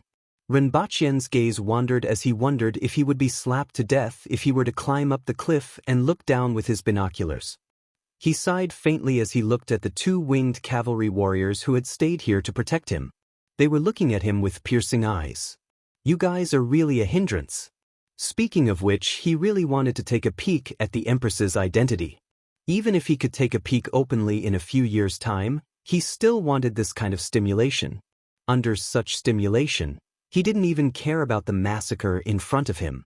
His mind was filled with mosaic images. A moment later, the Empress leaped up from the cliff. She was a gorgeous lady wearing a crimson robe with a golden phoenix spreading its wings and appeared in front of Rinpochen. Just as Rinpochen had expected, after the Empress changed into this gorgeous robe, no one could take their eyes off her. Her hair was a little wet, and it looked like she had just washed it. What made Rinpochen even more concerned was that the Empress was barefooted. After tapping on a rock, she flew onto Qi Shui's back. At that moment, Rinpochen seemed to have seen a jade-like foot. He subconsciously turned his head to look at the Empress's foot, but it was blocked by her skirt. "What are you looking at?" The Empress raised her eyebrows and asked in an unfriendly tone. "Nothing." Rinpochen hurriedly shook his head. However, his expression was very regretful. Anyone who saw him would want to give him a kick. The next moment, that foot landed on his face and kicked him off Qi Shui's back. Rinpochen cried out in pain and fell to the ground. His limbs were spread out, and he was not in a hurry to get up. His gaze wandered around a few times, but he didn't see anything that he wanted to see. At this moment, he began to feel that Qi Shui was really too much of a hindrance. He had completely forgotten how much he liked Qi Shui in the past. It was a classic example of calling people Xiao Tian Tian in front of flowers and under the moonlight. In fact, when the Empress was on Earth, it wasn't that he didn't see her feet.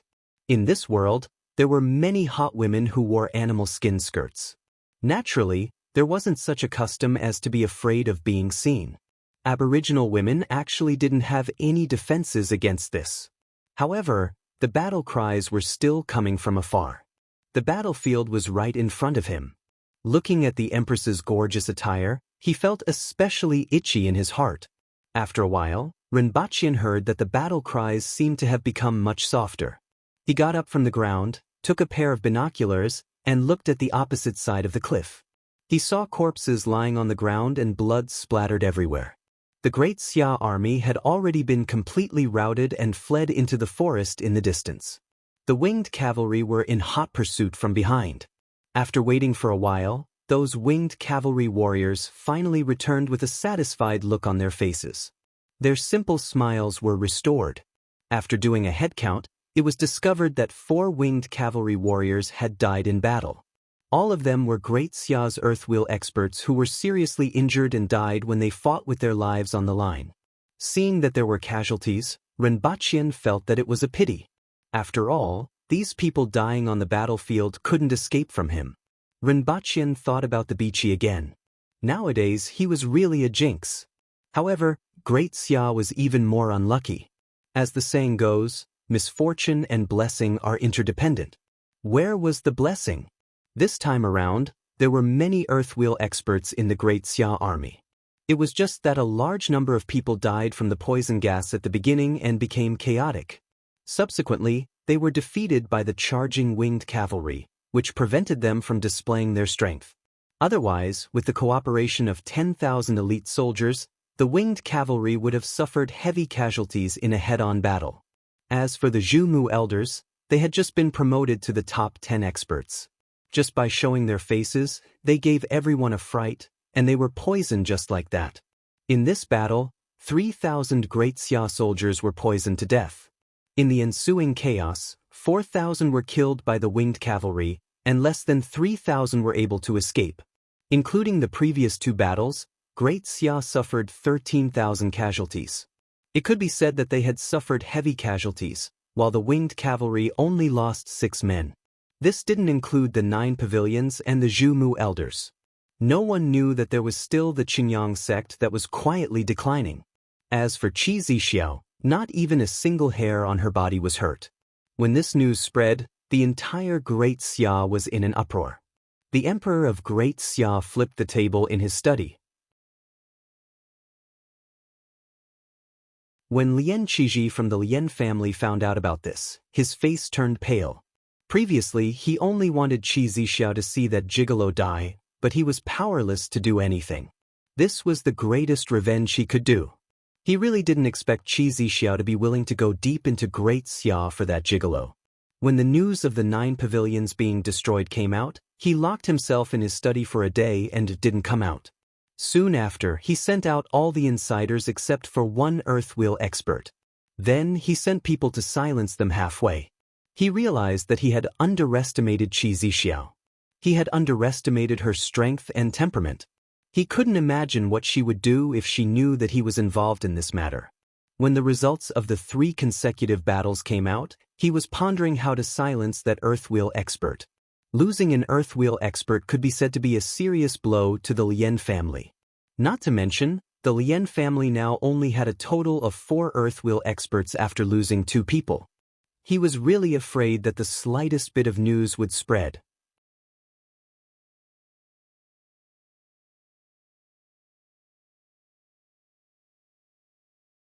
Chapter 220. Qi Shui walked over the corpses that were strewn all over the place. There was a thick smell of blood everywhere. There were corpses everywhere. Some of them were poisoned to death, while others were hacked to death. There was almost no complete body, and blood was everywhere. In the past, when he watched blood movies, he always felt that there was too much ketchup. Now, he suddenly felt that it wasn't good to be too realistic. Looking at those halved corpses, broken limbs everywhere, and the ground full of internal organs and flesh, if it was in the past, he would have vomited yesterday night's dinner. Renbaqian also saw an interesting thing in the pile of corpses. It was a box with many small holes on it. It wasn't just 1 or 2. That was the central position of the Great Xia army. All the soldiers were poisoned to death.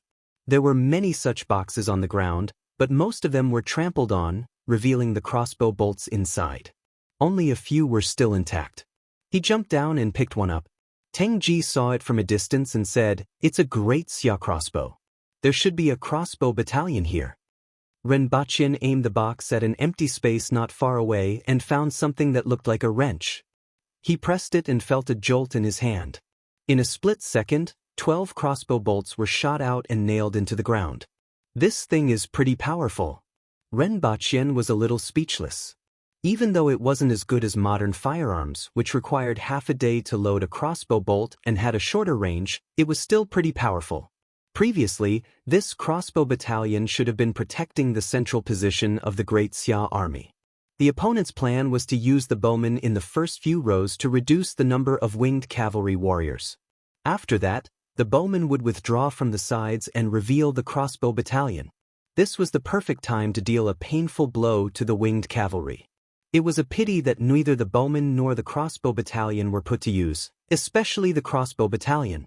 They didn't even have the chance to display their strength and were immediately poisoned to death. This could only be considered as Great Xia's bad luck. Renbaqian originally wanted to pick up a few crossbows, but after thinking that they were covered in sarin gas, he gave up. After walking for a long distance, there were only scattered corpses in the surroundings. Only then did the smell of blood in the surroundings disperse. Sigh, such is life. Renbaqian looked at the sky at a 45-degree angle and sighed. He was really a little uncomfortable. Even though there were quite a number of corpses in the past, firstly, there weren't as many as this time. Secondly, he didn't walk on a pile of corpses. The feeling of walking on a pile of corpses from AF was definitely different, especially of such a miserable scene. Fortunately, he only sighed and pretended to be sentimental. Then, he threw this matter to the back of his mind. Such things happened everywhere, and he couldn't care less about it. Unless the world was unified and could maintain a few hundred years of peace, it would be the same on every battlefield. After advancing another few hundred meters, the winged cavalry at the front suddenly rushed forward. "Your Majesty!" Tengji remained at his original position and cupped his hands at the Empress. "What is it?" the Empress asked. "There are many corpses up ahead. Judging from the direction and the way they're dressed, they're probably from the Protectorate of the North." The Empress's face immediately turned gloomy. When the winged cavalry in front of them gradually stopped and split into two sides, Renbaqian and the Empress finally saw the scene in front of them. Corpses, weapons, and arrows were strewn all over the place. In the middle stood a headless man, but he held a saber with both hands and stood firmly on the ground. There were wounds all over his body, and his flesh was split open on both sides. Just by looking at this scene, one could feel a solemn and tragic aura. The Empress got down from Qi Shui and slowly walked over. Renbaqian quickly jumped down and followed behind her. The battlefield just now made him feel that it was a massacre, but this place made him feel sad. There weren't only corpses of Aboriginal soldiers, but also corpses of Great Xia soldiers. All the Aboriginal soldiers were like sieves with short arrows pierced through their bodies. They weren't shot by bows, but by crossbows. They were the kind of repeating crossbows that were picked up from the battlefield just now. It could be imagined that these soldiers rushed over from the Protectorate of the North to welcome the Empress. Together with the winged cavalry, they launched a pincer attack on the Great Xia army, but they were ambushed by Great Xia. Both sides engaged in a chaotic battle here, and eventually, the Aboriginal army was completely annihilated. Furthermore, this happened 2 days ago.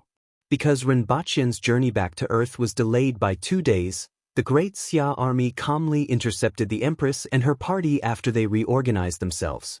The result was too tragic to look at. According to Renbaqian's imagination, this was a place where Great Xia would first attack with crossbows from both sides. Then, the soldiers would charge forward and use crossbows to kill the surviving Aboriginal soldiers and Great Xia soldiers. Even so, the number of Aboriginal soldiers at the scene was much fewer than the Great Xia soldiers. At first glance, the ratio was about 1 to 2 to 2.5. Approximately 1,000 Aboriginal soldiers and 2,000 Great Xia soldiers were buried here. As for the burly man who was standing, in addition to the wounds from the swords and arrows, there were also purplish-black marks on his body as if he was tied up by something. Renbaqian immediately recalled the chain that appeared out of thin air and bound the Empress with his binoculars. Looking at all this, the Empress's ice-cold aura became even more intense. It made people around her feel as if the surrounding temperature had dropped, and they trembled all over. This was emitted from her murderous aura.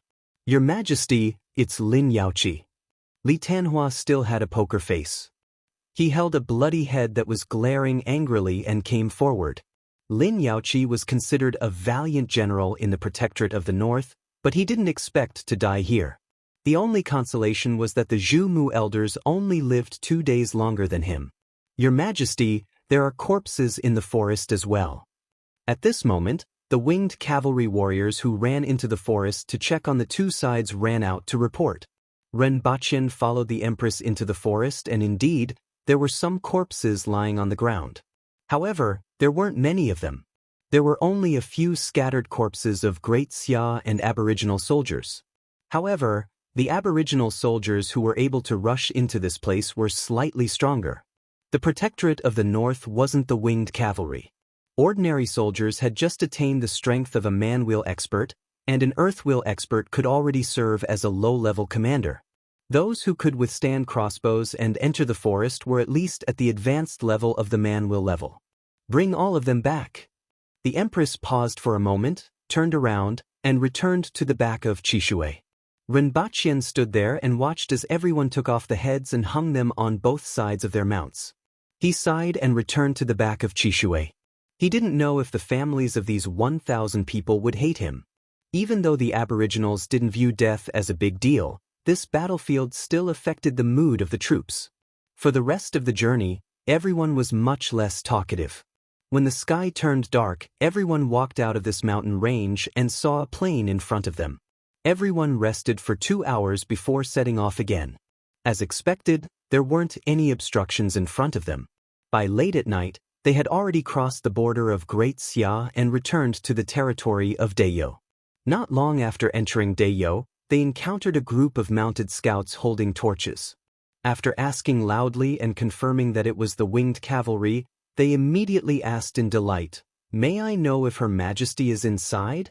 After receiving a confirmation, they immediately sent someone back to report and brought a group of people to see the Empress. When they got closer, they realized that this mounted scout had some injuries on his body and his arm was bandaged. Not only was he injured, but a few people behind him were also injured. "What happened? Where's General Hong Wu?" the Empress inquired. "Your Majesty, a few days ago, Tiesua Pass sent troops to attack Ping City and only retreated today. General Hong Wu is overseeing Ping City," the soldier replied. From time to time, he would glance at Ren Baqian, who was riding with the Empress. Apart from the depths of the 60,000 mountains, the news of the Empress choosing a husband was almost everywhere in Deyo. When he saw Ren Baqian, he could guess who he was. Originally, he wanted to see if there was anything strange about him, but he was disappointed when he saw him.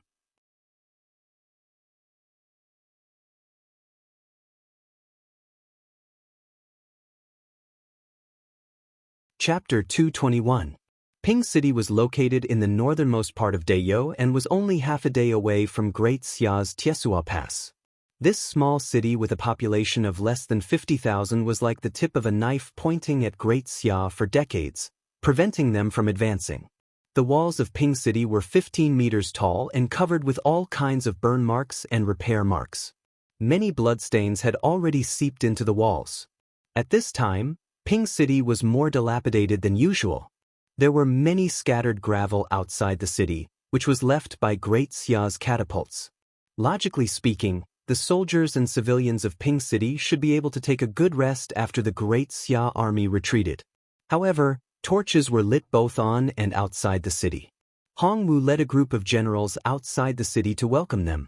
After waiting for a short while, they heard the sound of hooves coming from the darkness. Everyone was delighted. A moment later, silhouettes began to appear in the darkness and became clearer. Hong Wu immediately saw the heads hanging on the winged cavalry. The Aboriginals didn't have the habit of cutting off their enemies' heads as trophies of war. They always carried the heads of their comrades back to the 60,000 mountains. When he saw the glaring head hanging beside Li Tanhua's mount, Hong Wu's expression remained unchanged, but he sighed in his heart. Lin Yaoqi was very talented, and Hong Wu thought highly of him. There was a high chance that Lin Yaoqi would reach Hongwu's level in the future. When he saw Qi Shui, Hongwu shouted, "I welcome your majesty." At the same time, he stared daggers at Rinpochen, who was on Qi Shui's back. After all, this incident was because of him. Even though the Empress had returned and destroyed the 9 pavilions to become the 5th most powerful expert in the world, he hoped that such a thing would never happen. Not to mention that Rinpochen was riding the same mount as the Empress. He actually dared to do so, and Her Majesty actually allowed it. Not only him, but the other generals were also astonished. Rinpochen felt that everyone was looking at him and felt a little awkward. It was fine when they were outside, but now that he was riding the same mount as the Empress under the watchful eyes of the generals, it seemed a little inappropriate. Furthermore, after this incident, these people definitely wouldn't like him. It was better for him to obediently jump down. However, just as he was about to jump down from Qi Shui's back, he felt his waist go numb and couldn't move half of his body. Then, a hand grabbed onto his clothes and firmly held him in place. "Let's talk inside the city," the Empress said to everyone. "Yes." Everyone immediately responded. Under the watchful eyes of everyone, Rinpochen and the Empress rode into the city together. However, Hongwu and a few others noticed the Empress's petty actions and secretly shook their heads. When they entered the city, everyone's attention was on the winged cavalry that accompanied them. At a glance, everyone realized that there was something wrong with the number of winged cavalry. It wasn't that there were too few of them, but that there were too many of them. At present, 7 out of the 10 winged cavalry teams had returned. This meant that the Empress had at most 3 winged cavalry teams, which amounted to more than 400 people. According to what they knew, this group of people had been intercepted at least 3 times. The first time was near Mt Yuyang, and the second time was at the entrance of Mt Lianin. More than 6,000 Great Xia soldiers died in battle. They had already obtained this information from Great Xia, but when they looked over, they actually didn't see any decrease in the winged cavalry. There was also the interception at the Falling Moon Gorge. Even though everyone didn't know the specifics, they could more or less make some guesses. As such, Hongwu arranged for Lin Yaoqi to lead 1,000 soldiers to fetch the Empress. But now, the heads of those 1,000 people had been brought back. Everyone could see the heads hanging on both sides of the winged cavalry's mounts and also Lin Yaoqi's head. Logically speaking, the situation of the battle should have been very tragic, but the winged cavalry didn't suffer any casualties. This made everyone extremely flabbergasted. On the way back to the city, everyone did a careful count. A total of 6 people were missing, and there were exactly 6 empty mounts. Everyone had question marks in their hearts as they didn't know what exactly happened. Were the winged cavalry really that powerful? Out of the 7 other teams, only 4 didn't encounter any interception. The other 3 teams also suffered quite a lot of casualties. One of the teams only had half of its people return, and the rest were all wounded. After entering the general's residence in the middle of Ping City, Rinpochen was arranged to rest while the Empress and the generals sat together. "Originally, I was going to personally welcome your majesty, but a few days ago, Great Xia started to attack Ping City. I had no choice but to stay here and send Captain Lin Yaoqi to welcome your majesty." "Please forgive me, your majesty," Hongwu said. "It doesn't matter." The Empress waved her hand. "Your majesty." Hongwu first apologized, then couldn't help but say, "We were really too rash this time." The Empress coldly waved her hand and said, "You don't have to say any more, I know what I'm doing." She had a strong aura, but one of her hands was pinching her fingers in her sleeves. How could she not know that she was rash this time? She just didn't want to hear it from others. Furthermore, she had just chosen him as her husband, and he was already poisoned to death. Furthermore, he was poisoned to death. How could she put her face? Furthermore, she didn't want to see Rinpochen die. After all, in so many years, this was the first time someone had moved her heart. It was the first time she felt her heart palpitate with excitement. It was just that she couldn't tell outsiders about these things and her maiden feelings. Hongwu looked at the Empress for a long time and could only sigh in his heart. Her Majesty had changed. In the end, he had no choice but to ask, "Your Majesty, did your journey go smoothly?" The Empress tilted her head and thought for a while before replying, "It could be considered smooth." "Is there any army intercepting at the falling moon gorge?" The Empress sneered. "There's someone called Jia Yugong and the Zhu Mu elders. The two of them have been waiting for decades and were lucky enough to enter the top 10 in the world. They actually dared to plot against me." Hongwu was slightly taken aback. The Zhu Mu elders were indeed troublesome to deal with. They were actually invited by Great Xia. After news of the Empress beating up Hua Sanlu in the 9 pavilions came back, he knew that Her Majesty definitely used a secret technique to stimulate her bloodline. She definitely hadn't recovered yet. Looking at her aura just now, she indeed hadn't recovered. She wasn't even at 50% of her peak condition. If she encountered the Zhu Mu elders, it would be difficult for her to escape. However, at this moment, the Empress was sitting here safe and sound. Immediately he asked, "How are the two of them now?" "Of course, I sent them to look for Hua Sanlu." The Empress snorted. Everyone in the hall was shocked. On this trip, not only did the Empress kill Hua Sanlu, but she also killed the Zhu Mu elders who had just entered the top 10.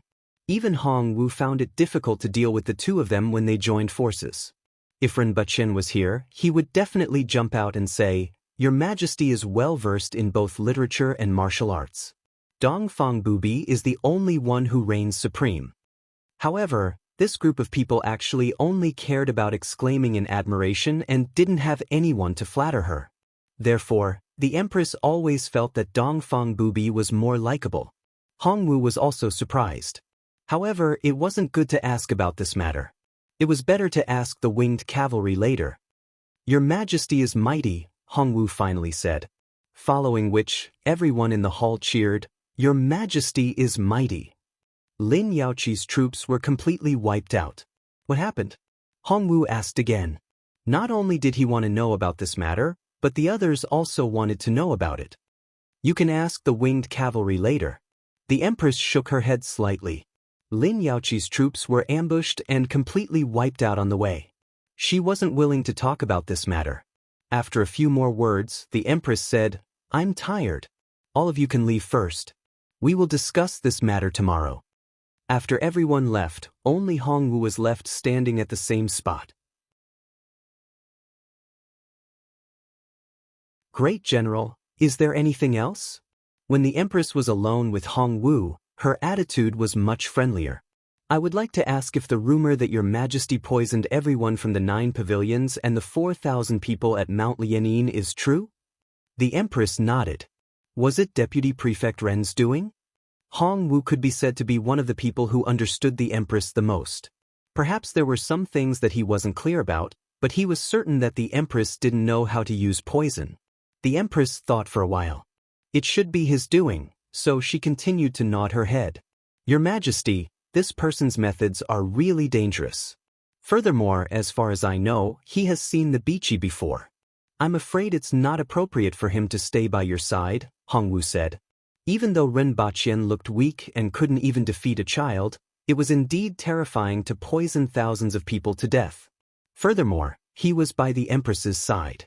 However, looking at Her Majesty's previous attitude, he could only persuade her in a roundabout way and hope that she would reconsider. "This is my personal matter. I already know about the Bichi incident. There's no need to mention this matter again." The Empress's face turned serious. Seeing this, Hongwu knew that he couldn't persuade Her Majesty anymore. He could only helplessly say, "In that case, I will send Your Majesty to rest." The Empress nodded her head slightly. Seeing the Empress walk into the room, Hongwu withdrew his gaze and sighed after a long time. At this moment, his mood was even more complicated than watching his daughter grow up to be played with by a pig. At first, he didn't take that person seriously. But now, he felt that he wasn't as simple as he thought.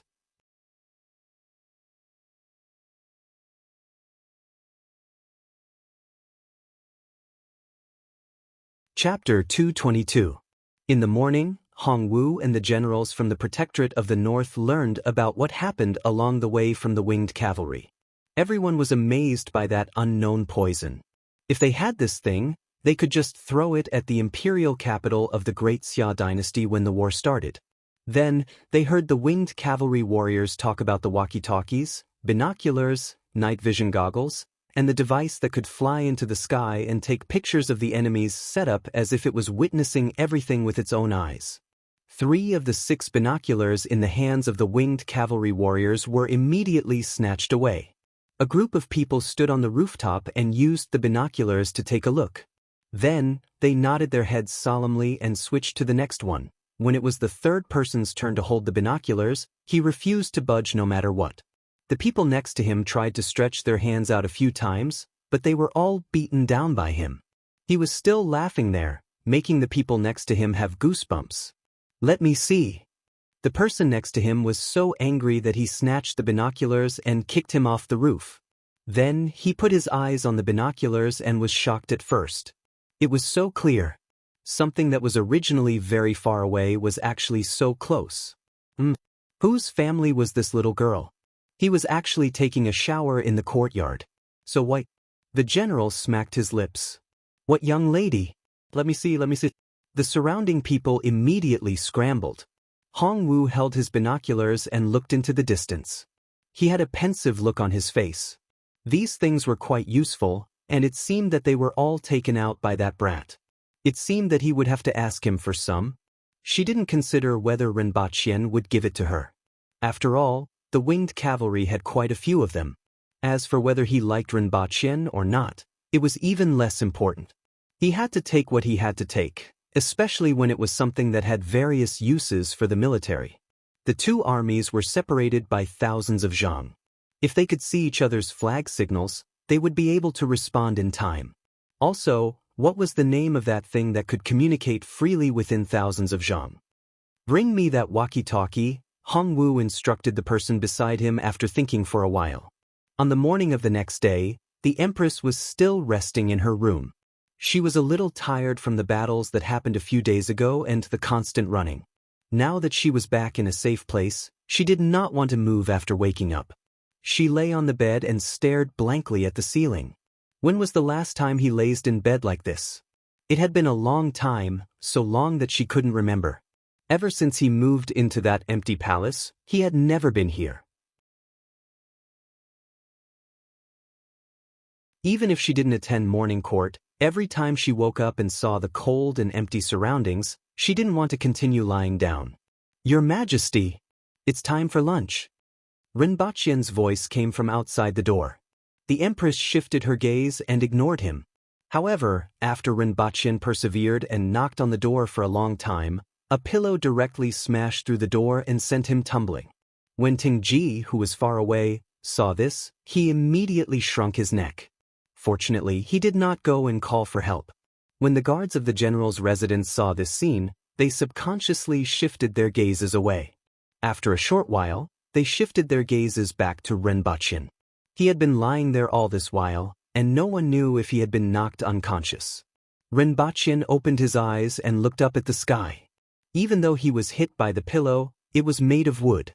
Although it seemed like the force of the impact wasn't weak, it actually didn't hurt when it hit his body. He looked at the blue sky and white clouds above him. He smelled the Empress's fragrance on his pillow and was in no hurry to get up. It smelled good. It smelled like some kind of flower. Rinpochian placed the pillow on his face and deeply smelled it. It was indeed very fragrant. "Oh!" Rinpochian felt as if someone stepped on his stomach and immediately cried out in pain. Then, the pillow disappeared, leaving behind only a gust of fragrance. The wooden basin filled with water that Rinpochian placed at the door just now also disappeared along with it. Bang! The door was slammed shut as well. The surrounding guards couldn't stop snickering. "Sigh, such is life." Rinpochian sighed. He suddenly recalled the time when he had just graduated from high school.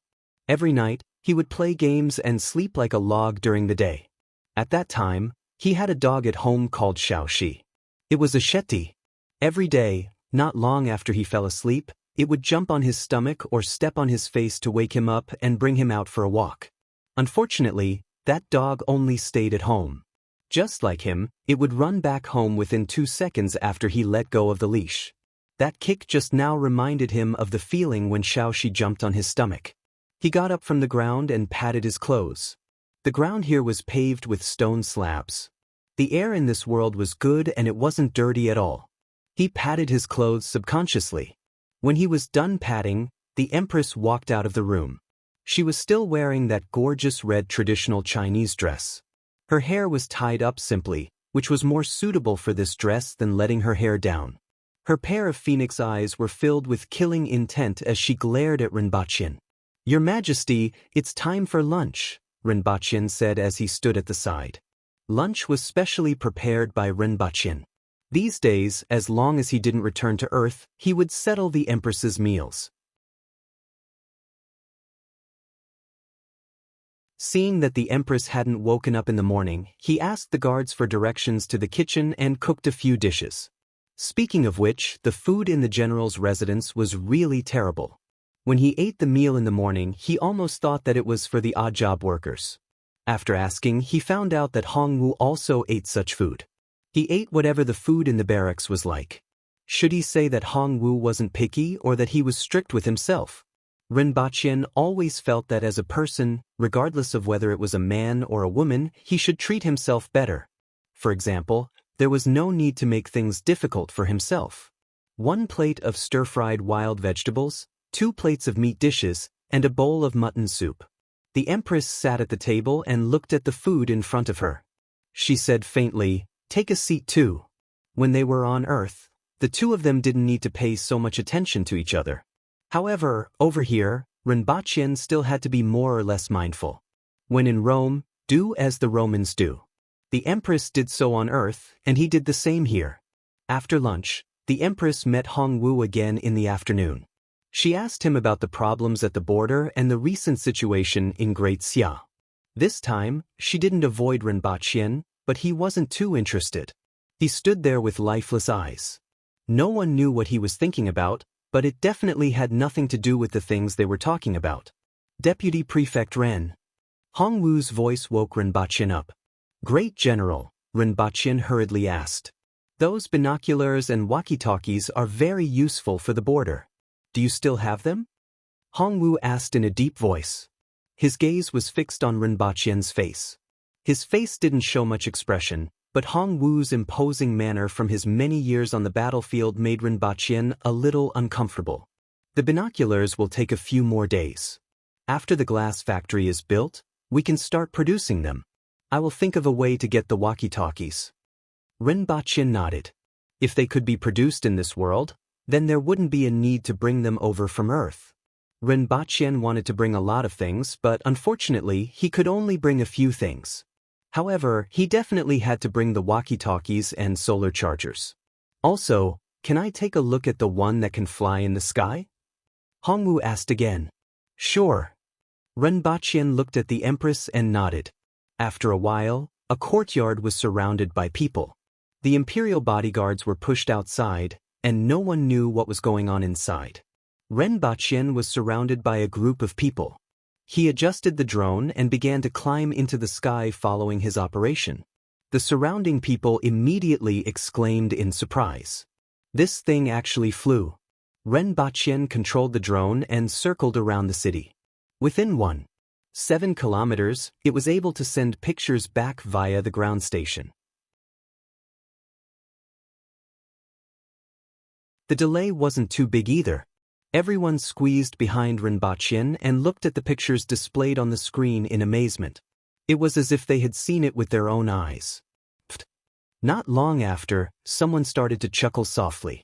Through a window, a man and a woman were doing something that was related to the survival of the Aboriginals.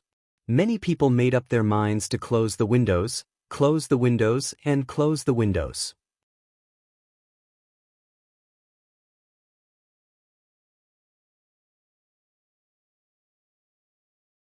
Chapter 223. After staying in Ping City for a day and 2 nights, everyone prepared to set off the next morning. Yesterday, he left the solar power charger, the remaining 3 binoculars, and a few walkie-talkies to the Protectorate of the North, as well as a drone. On the way out of the city, Rinpoche turned around and waved at a bearded man with a swollen face among the generals who had come out to send them off with a hearty smile on his face. That bearded man actually wanted to use a beautiful maid to exchange for a drone. He was truly a genius. Furthermore, he even dared to ask Rinpoche in private. Rinpoche really admired his audacity. Yes, not only did the bearded man think about it, he actually said it out loud. It could be seen that he was truly a sentimental person. There was a reason why there were so few aboriginals. The result was predictable. No one knew when the Empress had appeared. That big beard was embedded into the wall, and it was impossible to dig it out. However, everyone's attitude toward Rinpoche was much warmer last night. After all, the good stuff that Rinpoche took out really made them envious. Once again, the number of winged cavalry warriors in the group had increased to more than 1,300. Among them, one group was intercepted by the Great Xia army, and more than half of them were killed or injured. The other two groups also suffered some casualties. It was unknown where Hongwu found a carriage. It wasn't considered luxurious, and it followed behind the Empress unhurriedly. At night, the Empress could also rest in it. During the day, the carriage was too bumpy.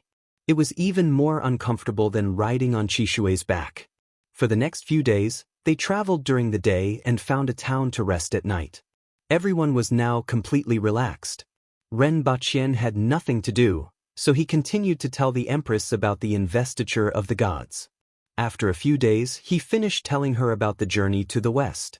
When he talked about creating havoc in the heavenly palace, the Empress looked at him from the corner of her eyes and asked calmly, "Do you want to learn from that monkey? Actually, horse protector is a good job. You don't have to work, and you still get a salary. The 5 insurances and 1 housing fund are not bad at all. Isn't it a good thing to have time to bask in the sun?" Rinpoche forcefully ridiculed the monkey and concluded, "Monkeys are wild and hard to tame. I'm different from him. 5 social insurance and 1 housing fund are enough. It would be best if I could just get paid and not work." "Since you feel that the horse protector one is good, you will be in charge of Chishue from now on," the Empress casually said. That's great. Rinpoche was still very interested in Chishue. If he had the opportunity to draw a vial of its blood back to Earth, he wondered what kind of results could be obtained from it. I wonder if there are dragons in this world. He didn't know that there was one in the palace of the Great Xia dynasty. After half a month, everyone finally saw a black wall appear on the horizon. That was Lan City. Since 3 days ago, the mounted scouts in Lan City had been arriving one after another. All the officials in the city had been waiting for the Empress to return. As they walked forward, they saw a large crowd of people standing outside the city gate. Almost everyone in the imperial court, except for those on duty, had come out to welcome them. Rinpoche jumped down from Chishue's back and climbed onto another mount. It would be too ostentatious to ride the same horse as the Empress in front of all the court officials and commoners in the city. This time, the Empress didn't stop him. In the eyes of the Empress, Hongwu was different from the others. She wanted to make her stand clear. "Your subjects welcome your majesty." At the city gate, 200 to 300 people were shouting in unison. Behind them, there were many commoners who were watching the commotion. They wanted to catch a glimpse of the Empress, but they were separated by the soldiers. The Empress nodded her head slightly and said faintly, "It has been hard on all of you during my absence. Let's return to the palace." The commoners on both sides of the city were standing by the roadside to watch the commotion. When they saw the Empress sitting on Chishue's back, they cheered incessantly. The Empress was very popular in Dayo. Furthermore, it had already been more than 20 days since the Empress defeated Hua Sanlu and destroyed the 9 pavilions. News of this had already spread to Lan City and the commoners. The commoners didn't know the reason why the Empress went to the 9 pavilions, but they cheered for her bravery. At this moment, the Empress was slowly moving forward on Chishue's back. She was welcomed by the cheers of tens of thousands of people, making her look exceptionally dazzling. Those commoners wanted to see the Empress. Some of them even took a look at the radiant Rinpoche who was following behind. Everyone returned to the palace. The Empress went to the throne room to discuss matters while Rinpoche went straight back to Pingle Park. This could be considered his home in this world. Other than the Beast Park, this was the place he had stayed in for the longest time. After returning, he immediately felt relaxed and at ease. He threw himself onto the bed, rolled around, and immediately fell asleep after a wave of drowsiness. Meanwhile, in the throne room, everyone started talking about how the Empress abandoned the entire imperial court to go to Great Xia. Almost everyone in the imperial court started to make things difficult for her. The Empress's face immediately turned cold. "Are you guys trying to rebel? We don't dare to. It's just that your majesty is the ruler of a nation, yet you abandoned millions of people in Dayo and went to such a dangerous place for one person.